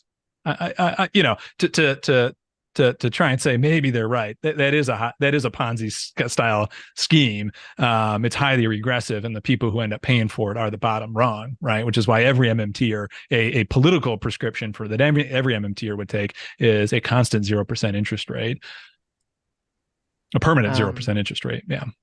PC for $50. Thank you, PC. Says, if the government gave the bank the first dollar, can we look up this historic event in a history book? What if instead a company wants to sell the government a bridge, and instead of receiving some resource, they receive an IOU for future services? Yeah, that's effectively what that's effectively what the dollar is. Yeah. And I think the government treasury tracks their spending all the way back to 1776. I think you can get all the spending all the way back. I mean, obviously things have changed. We've gone on the gold standard, off the gold standard. We've had Bretton Woods, but yeah, you can get all the treasury statements going all the way back to the founding of the nation. In terms of, why not just a promissory for other goods and services? If I'm understanding what he's saying, that's exactly what it is, right? I mean, that's you pay taxes and you use dollars and you get the promise of the assets of this country, right? And the assets of this country are, the roadways, the trains, the infrastructure, to a certain extent, the internet that was, initially funded by the government, whatever assets the government has that the public utilities that it has, that's what you get access to as a citizen of the state or this country that pays taxes. And that's, that is what your IOU is effectively granting you access to. A big component also is that people in the world have the expectation that the United States will be around in 100 years. If you look at, like in Russia right now, they're literally forced to use gold to purchase various things because no one wants the ruble, because they think, well, the ruble is likely to be worthless because Russia might be a completely different country in 10 years. So the stability of the United States is one of the things that makes our money so valuable. Yep. Yes. Yeah. Old School for $5 says, your guess is misusing the Granger causality. Yeah, I knew I'd get at least one person to say Granger causality. Yeah. I don't even know what that means. Bro. Yeah, you'd get the one stats geek. Yeah. Okay. I'm not. It is because, okay, Like, everyone knows some sort of esoteric something, right? And like, it's impossible to sit here and explain in any short amount of time what Granger cause is actually doing, right, or not doing, right? All I'm trying to do, all Granger cause can tell you is if there's forecastability from a dependent variable into an independent, or the independent variable into a dependent variable, right? And it doesn't prove causality. I'm speaking directly to this guy right now. It doesn't prove causality. I don't disagree, right? But when you're building deep learning models, one of the things you want to do, and whether it's Granger cause, whether it's convergent cross mapping, whatever you need to find, if there's some sort of causal mechanism there, you need to run these things, right? Otherwise, you can end up with essentially false assumptions in your model. And all I'm saying with the Granger cause stuff is not necessarily that it proves the causal link. What proves the causal link is just the functionality of how accounting works. I mean, that proves it. But the question is the empirical observations and the data that we gather. Can we say, is there forecastability there? And if there is forecastability there, and there is some sort of underlying nonlinear system that makes sense that you can reconstruct in model form, then one should lead the other. In purely layman's terms, that's what we're looking at. So yes, I don't disagree that for the 30 seconds I had to explain Granger cause, that yes, I am selling it for that it is. I have a tweet thread. If you want that tweet thread, that kind of shows, and I make it very clear what Granger cause is and isn't, and that but it still is a tool. And you know what? My side, at least it has the MMTers. I mean, every time I run the various tests, they always come back with statistically significant finding from a Granger cause or convergent cross mapping or kind of the graph networks, whatever statistical tool you want to use to find that potential connection there. It seems to be there. Yeah. WT1A1A says, how does this not screw over poor people who don't know how spending works with MMT? Like, how can I explain this to them simply? How does it screw over poor people? How does this not screw over poor people? How does MMT not screw over poor people? I mean, in theory, MMT should help poor people Right. because, how would you explain it to them simply if we don't understand the first part of the question? Just okay. I mean, above all else, what MMT is trying to say, from at least a political standpoint, is that the government is not constrained. It's not constrained by spending, right? So that means that we can have political discussions about the value of offering public services, right? Take single payer healthcare or something like that, right? What we can take off the table immediately is the discussion about how are we going to pay for this? That's not what the discussion needs to be about. The question is, what services are we going to cover in the single payer healthcare, right? How many doctors, how many nurses, what does our infrastructure look like? How do the roads look like, to get patients to the hospital? What does all this stuff look like? Do we have the capacity to just do single payer, or will there be kind of massive inflation or something like that? But we can pay for it. The discussion then is, what can we actually offer, and what are the real resources there? And this is where the political discussion has to take place, right? Because at the end of the day, we can't fund every plastic surgery as a single payer healthcare, right? I mean, at some point too, if there will be a tragedy of the commons that could occur, right? Hopefully, you can put incentives in place where people try and eat healthy, stay healthy, so they don't need the doctor. But you can envision a situation where people just abuse them. Well, if I get free healthcare, I don't have to take responsibility for myself, or whatever. However you want to, however. But the point is, the constraint is a real resource constraint. It's not a monetary or fiscal constraint. It's a real resource constraint. And, it is a way to, the monetary system is a way to allow the government to, as equitably as possible, get access, allow its citizens to get access to the private sector or to public sector goods and services that it deems necessary. And then the political decision is just, which direction you want to go. I want to make an important point here, because this is what's so infuriating about a lot of the political discussion around things like universal health care or Social Security. We're not having any conversation politically about the real resources it will take when we have millions of retirees. Like, what does that look like as far as doctors, nurses, nursing homes?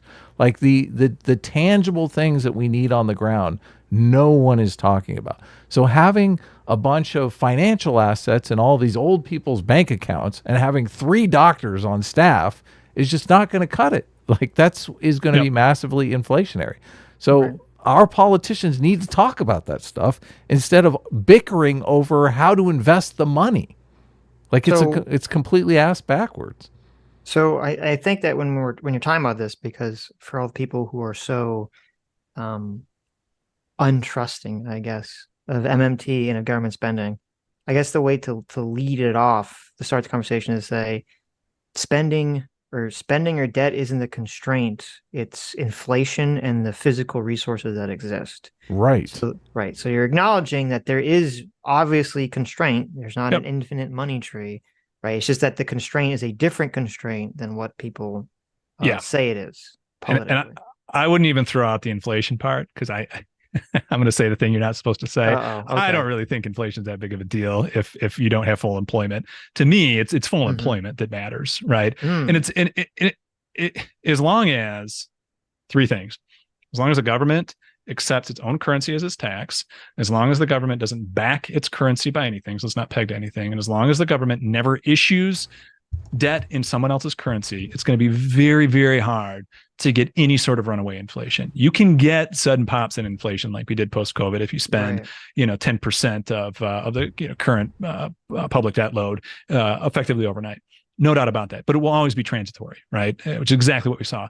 Those 3 things, though, countries like Argentina, Venezuela, Zimbabwe, all violated one of those 3 things. Zimbabwe takes taxes in US dollars. Zimbabwe issues debt that's not their own, and Zimbabwe pegged their currency to another currency. Venezuela, same thing. Argentina, same thing, right? So, when Warren Mosler set this whole thing up, his whole point was to explain the economy in terms of a country that has a floating exchange rate as opposed to a fixed exchange rate, right? All that means is those 3 things that I just listed off, are true. Are false, right? Or however I said it, if they don't have.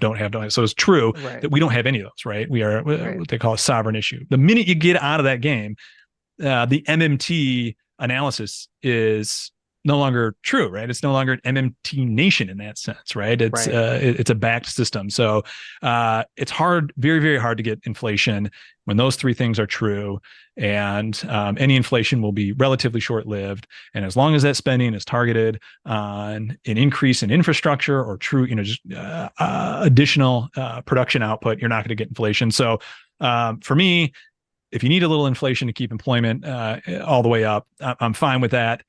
It's not going to last that long when those 3 things are true. But above all else, it would be the real constraint is the real resources. And that's what the debate has to be around, right? That's what the debate absolutely has to be around, because only so many people are smart enough to be doctors, right? I mean, that is the problem that we're going to face. Yeah.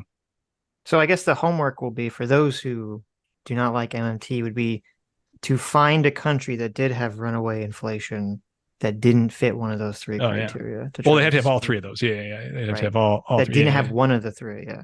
Mark Blythe talks about how the runaway inflation in Weimar, Germany, the one they always point to, is done completely deliberately.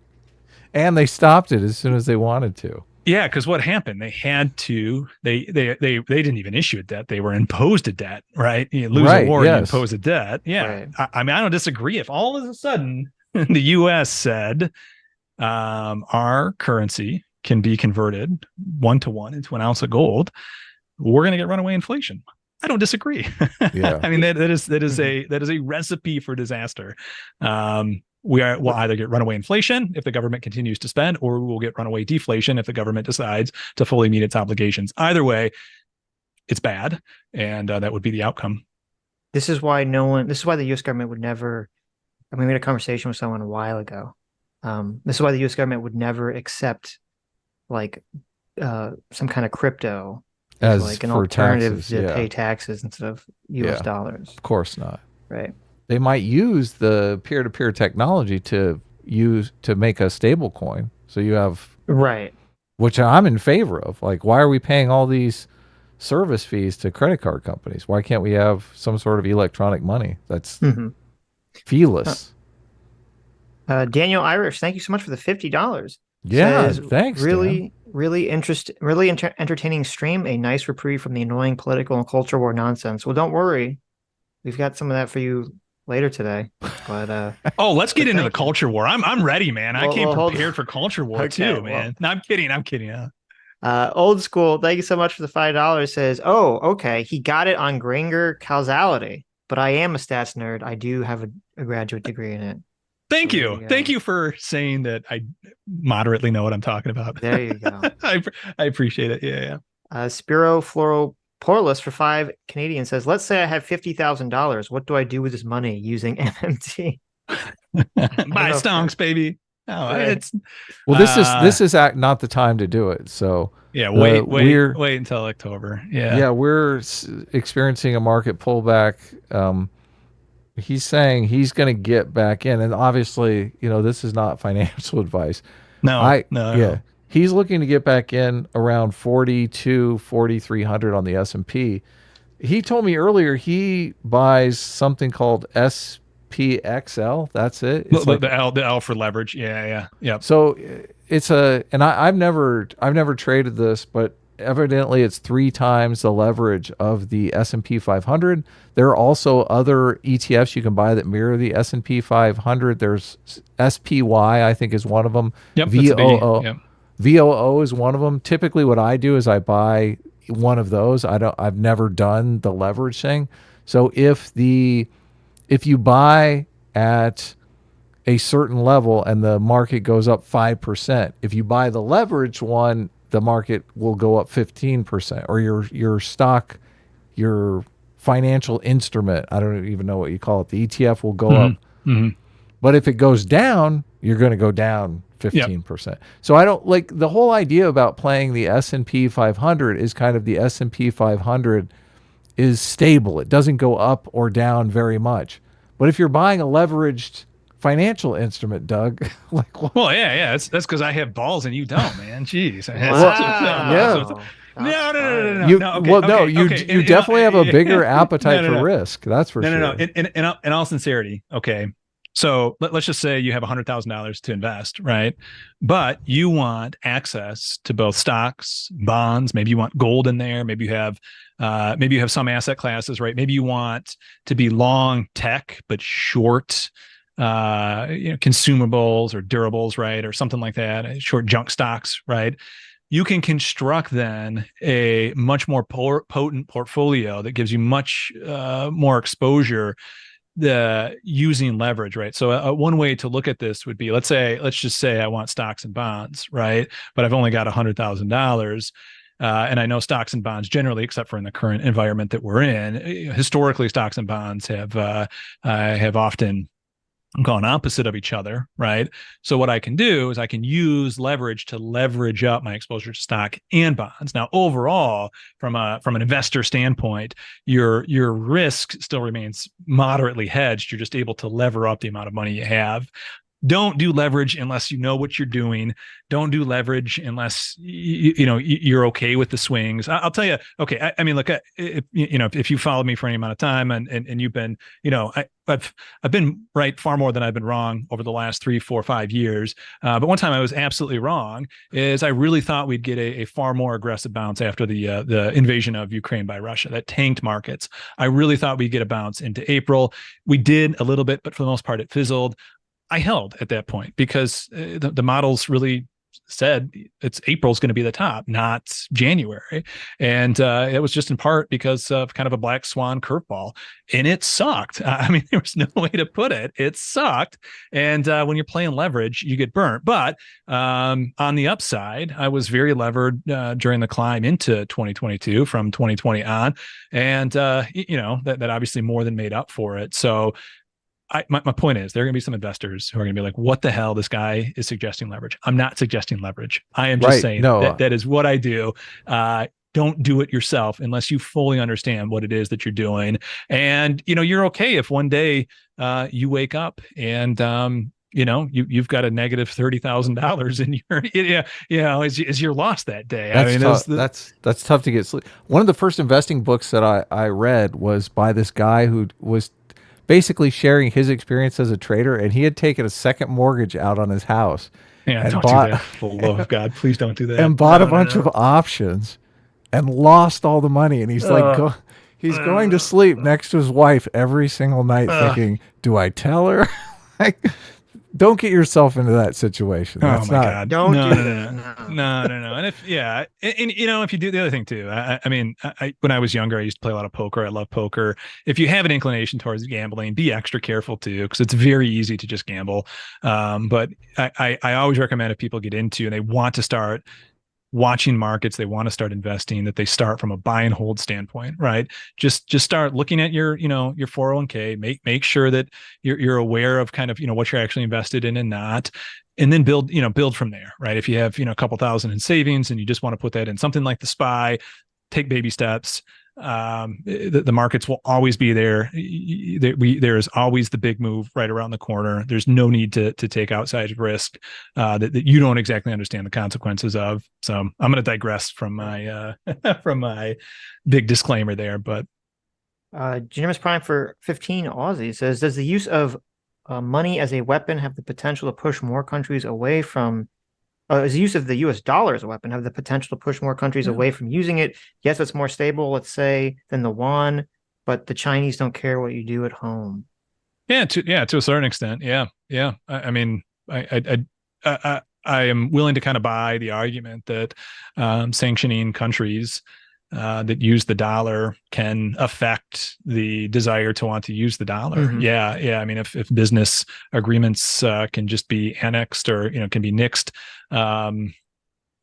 without any consideration, that can certainly kind of undermine things. But for the most part, you know, one of the benefits too of the U.S. is we just have the best technology and services in the world still. Right. And you know, we all only take dollars to give our services. So as long as that's the case, it'll be a long time before the U.S. truly undermines itself. But yeah, there does need to be that consideration. Well, and I you have think to look it's- at it next to the CCP, which could nix those loans at any time too. So Right. Because what I was Yeah. going to say is I don't agree with the second part of that, because I think when the US, like whether the US is going to leverage sanctions against other countries, I think the US does it in a fairly predictable manner. Yep. Under, you know, liberal principles that most people can kind of see coming.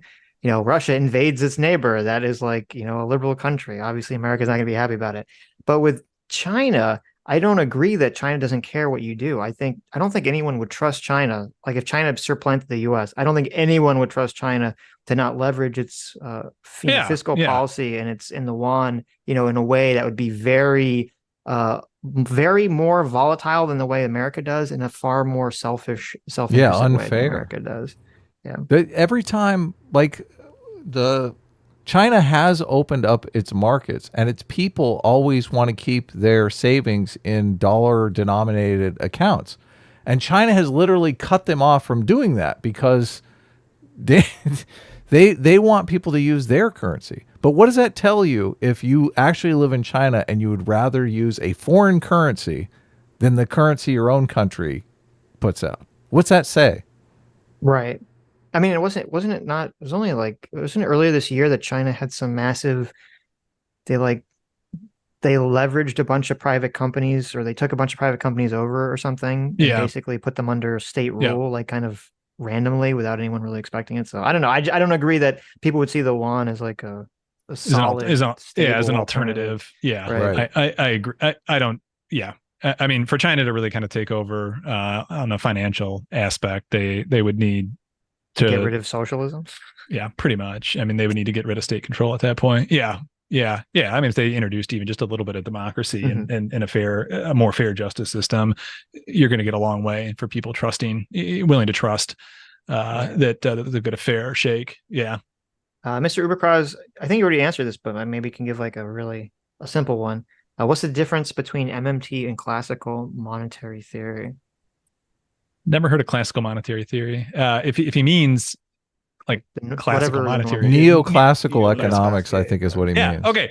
For that, the easiest answer is MMT understands and is fully aware and built upon the premise that we have a floating exchange rate.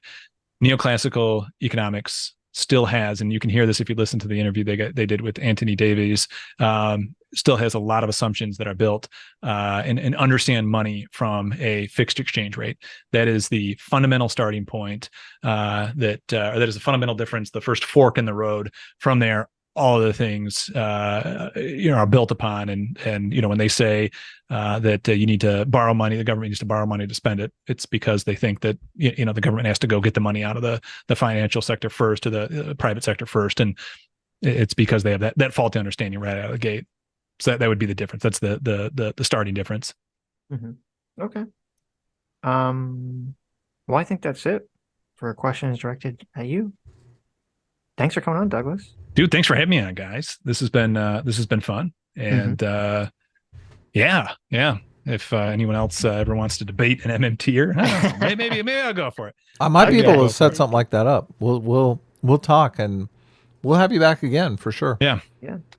Douglas is MMT Macro Trader on Twitter. Links and his Patreon and Twitter are linked, and his YouTube channel are linked in the description. So hit me up on the socials, man. Boost my socials. There you go. Adam and Sitch's crew. This has been the most fun I've ever had on right wing comedy. This is the most fun I've ever had on a right wing comedy. Wow, show. He knows all the memes. That's right. Look at this. This is a right wing comedy show called Adam and Sitch. Wow, look at this. He knows all of the memes. This is really cool. Do you follow? Are you following the Destiny drama that's going on? I did listen to I listened to the brief discussion. Yeah, that you guys had. Yeah. Wow. Do you listen to his content? But do you like? I've never listened to Destiny before. No. Oh, okay. No, cool. No, cool. That was my first introduction. I was aware of him, but that was my first introduction. Was your guys? Wasn't a good. I assume it was not a good introduction for. Yeah, I don't even remember what you guys were talking about, to be honest. Now they're all Republicans or retards. I think. Oh yeah. I do. Yeah. Listen, I'll come check out my live stream tomorrow. I'll discuss this there. But Adam, I'm in line with you. I mean, I think some of the messaging from the left is so off-putting. I don't know. I don't blame people for saying, "Screw you guys, we're not doing that." I think the messaging could be so much more on brand. You got to show people at least a modicum of respect, especially if you want them to show you any respect. Yeah, absolutely. I agree. All right, we'll say goodbye. I think we have a couple other things to do before we sign off. But it was great talking to you, Doug, and thanks for having me on talk again. Absolutely. Take care, gentlemen. Well, actually, I think I might have to take the host back here before you. Okay. Reclaim host. back. Take the power back. Adam's on. Now I think you can leave. Take the charter. Have a good one, everyone. Take care. Take care, man. Later. Okay. So I'm gonna read the rest of the super chats, and then we're gonna turn the stream off, and we're gonna start a new stream. And if I don't know if it exists yet. If not, Adam can start making it while I'm doing the super chats. It did. I created it. I was going to put the thumb. Nice. Okay. We're going to cover. Nice job on the thumb, CT. That looks awesome. Thank you, CT, for making the thumb. We were going to even did the the whites of the eyes like I like them. We were going to talk to someone else, but they had to cancel. So instead, we're going to cover yesterday or the day before yesterday. Hassan, our good friend Hassan Piker, decided to watch and complain very strongly about the very famous country song that blew up very recently. Right. By, what's his name? Oliver Anthony. The Oliver Anthony song that everyone loves. Hassan has to weigh in and tell you. North of Richmond. Yes. And Hassan has to weigh in and tell you why that song actually sucks. Okay. Boy, so I bet he's got a lot of interesting things to say about that. Yes. So get ready for that. Okay. Goro Sarah for $2 says, centrism has fallen. Billions must tribe. That's pretty funny.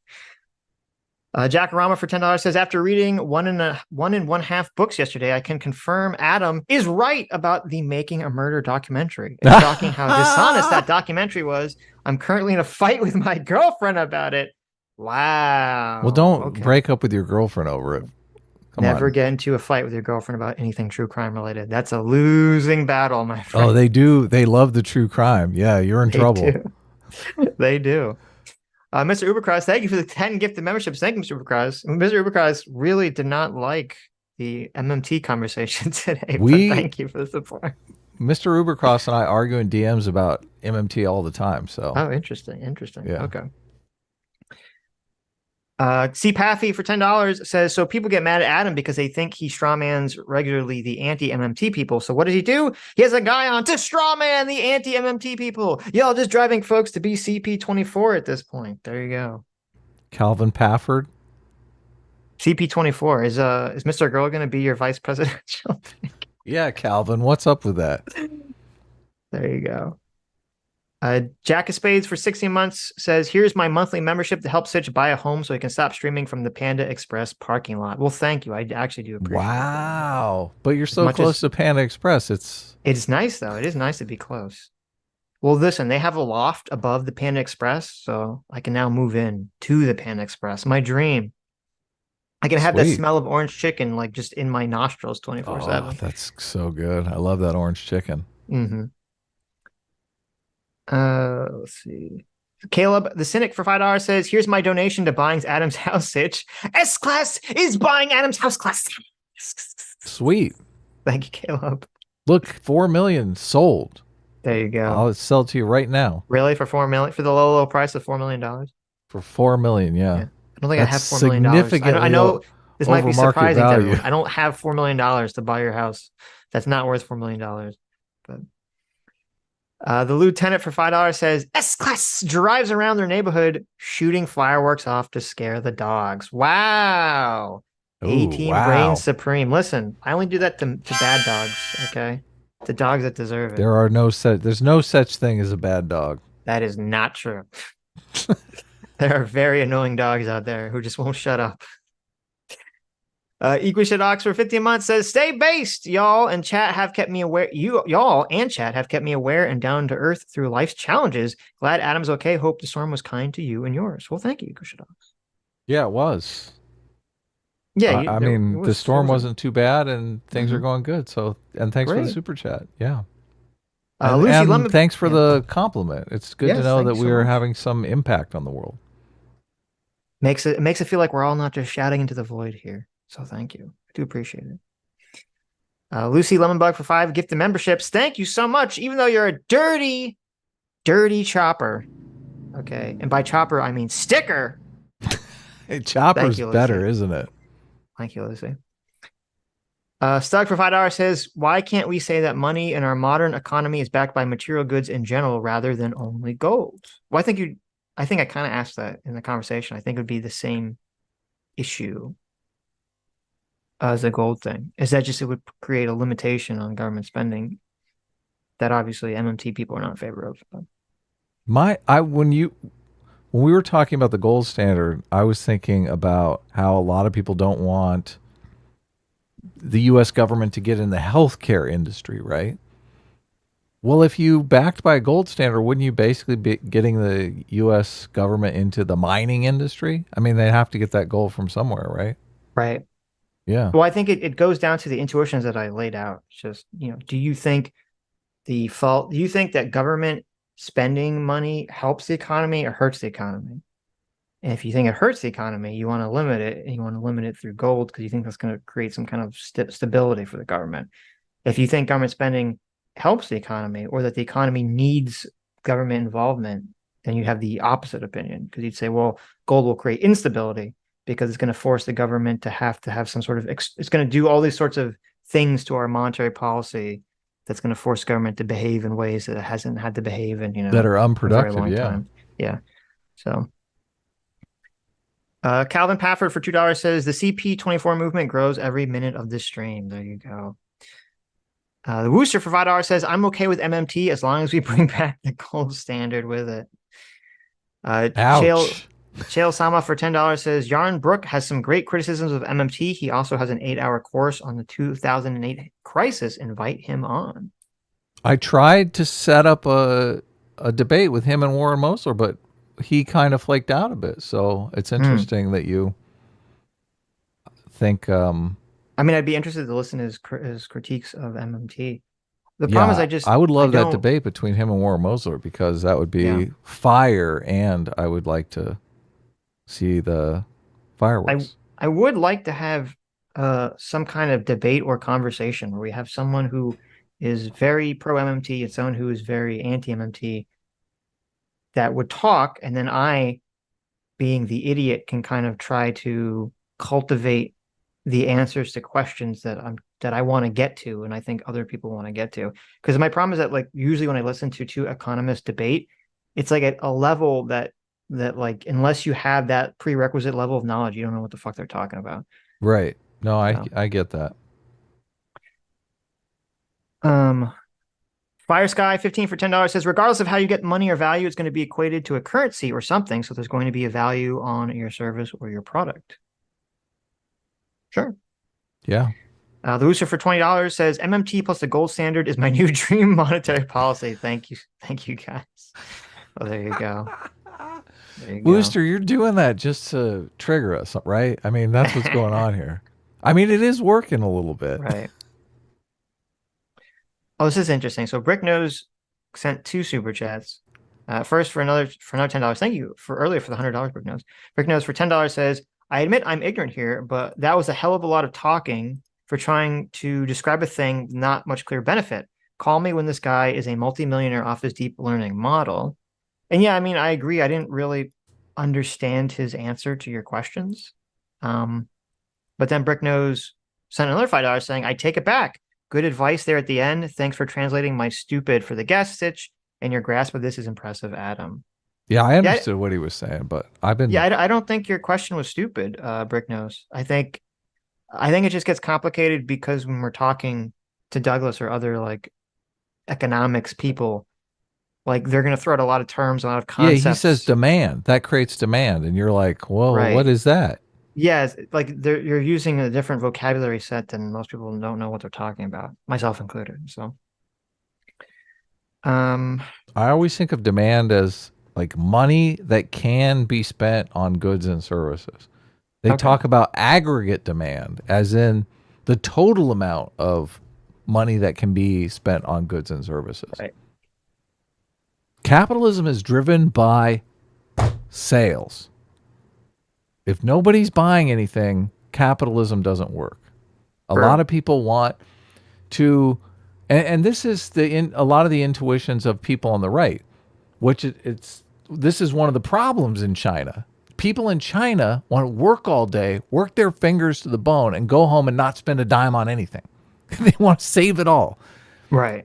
That system cannot exist because same thing in Japan. So that's kind of the problem. But yeah, you're creating something for somebody to buy. And if you don't have people out in the world that want to buy that thing, that worthless thing that you just spent all day making, then there's no point in even making it. You might as well just stay home. Right. So, yeah, this is kind of why China and America are in this weird codependent relationship where the Chinese produce all of our stuff and American want to just buy, Right. and not work at all. Perfect. I love it. Yeah, exactly. But it's funny, you start learning how economics works and suddenly you kind of have a lot of respect for the person that just wants to spend money. It's like, well, they kind of keep our whole system going. True. Yeah. Sammy G for $20, the S-Class Brigadier General of Arts and Degeneracy, says, one day I'll understand MMT, but that day is not today. LOL. Also, Adam and Sitch, if you guys need $4 million in loans, ask the Sammy G Bank. We don't charge interest. Our bank's money interest. Our bank's interest rate is in monetary maid outfits. Wow. Wow. How many times do I have to show up on stream in a maid outfit to get a $4 million interest-free loan? I mean, I got to admit, I'm contemplating it here. I'm contemplating it, yeah. $4 million is a lot of money. Right. Daniel Irish for $10 says, I see Doomer in the chat. Please ask why he included the Jack Nicholson rom-com Something's Gotta Give, but not the movie that won him an Oscar, As Good as It Gets. Doomer, Something Gotta Give. Yeah. As Good as It Gets. Something Gotta Give, As Good as It Gets. Daniel Irish for another $10 says, tell Doomer that As Good as It Gets grossed more domestically, 148 million. Then Something's Gotta Give, which only grossed 124 million. Well, there you go. Wow. There you Joe the Make for 2 hours says, get Lance Roberts from RIA to debate against MMT. The problem I Jared. have, look, I don't. What is there to debate? I just What look. do you mean? There's a lot of debate. People are like All of, losing their minds in chat saying none of this is true. I don't look. It's a way to conceptualize things. I don't. Okay. You're fundamentally telling me don't conceptualize it this way. When I hear you say, we can't do MMT, and I just think, why? Like, why? You're acting like me conceptualizing it this way is going to change the entire monetary system. Okay, You think I'm you saying think that's going to there is- happen, Sitch? right. You think that's a possibility? No, I don't think that's a possibility. But what I'm saying is that like when we have people that are MMT people on, they make a bunch of claims. People in the chat like go ballistic and they say none of this is true.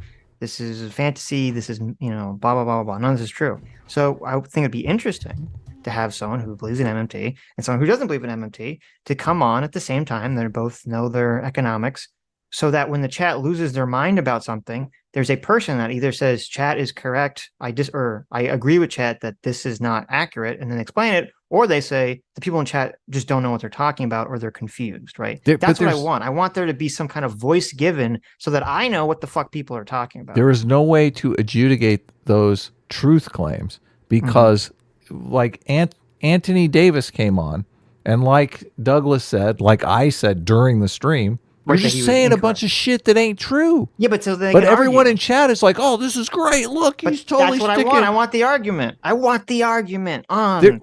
So what is? There's no way to come to any conclusion because it's just a way to conceptualize what is happening. Well, no, but there are fact claims. Like if Douglas or Anthony make a fact claim that is incorrect, right? That can be checked. It's not just a question of conceptualizing something. I don't. What claims specifically can you check and how? I don't remember. Like there were some claims about how money was created. That was a fact claim, was it not? How are you going to check that? So someone has to be able to check it. What do you mean? The Douglas laid out how the money is actually created with the treasury bonds and whatnot. Mm-hmm. Anthony Davies laid it out incorrectly. I don't know how you would prove that claim. Okay, whatever.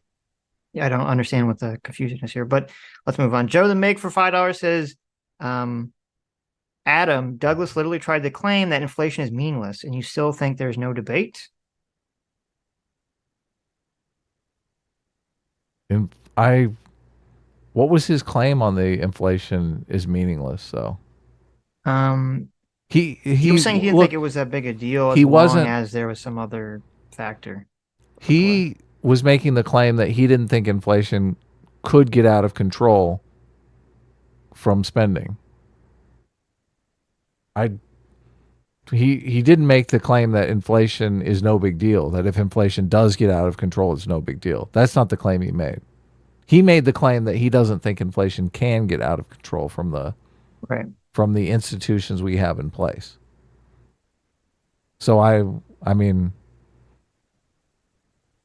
Joe Meg says, Adam, I literally checked his ass on a basic core fact about the Great Depression within minutes of the conversation. Well, that's what I want to know is that true or not?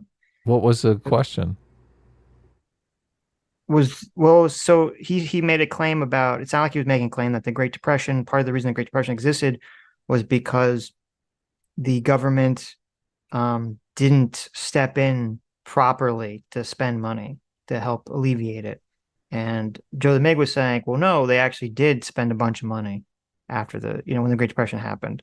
Okay. And that'd be the thing to look into. So, okay, well, what's the answer to this question? Because I would assume it's not just did the government spend money. I'm assuming it also would be, well, like, what is the way in which the government spent money too?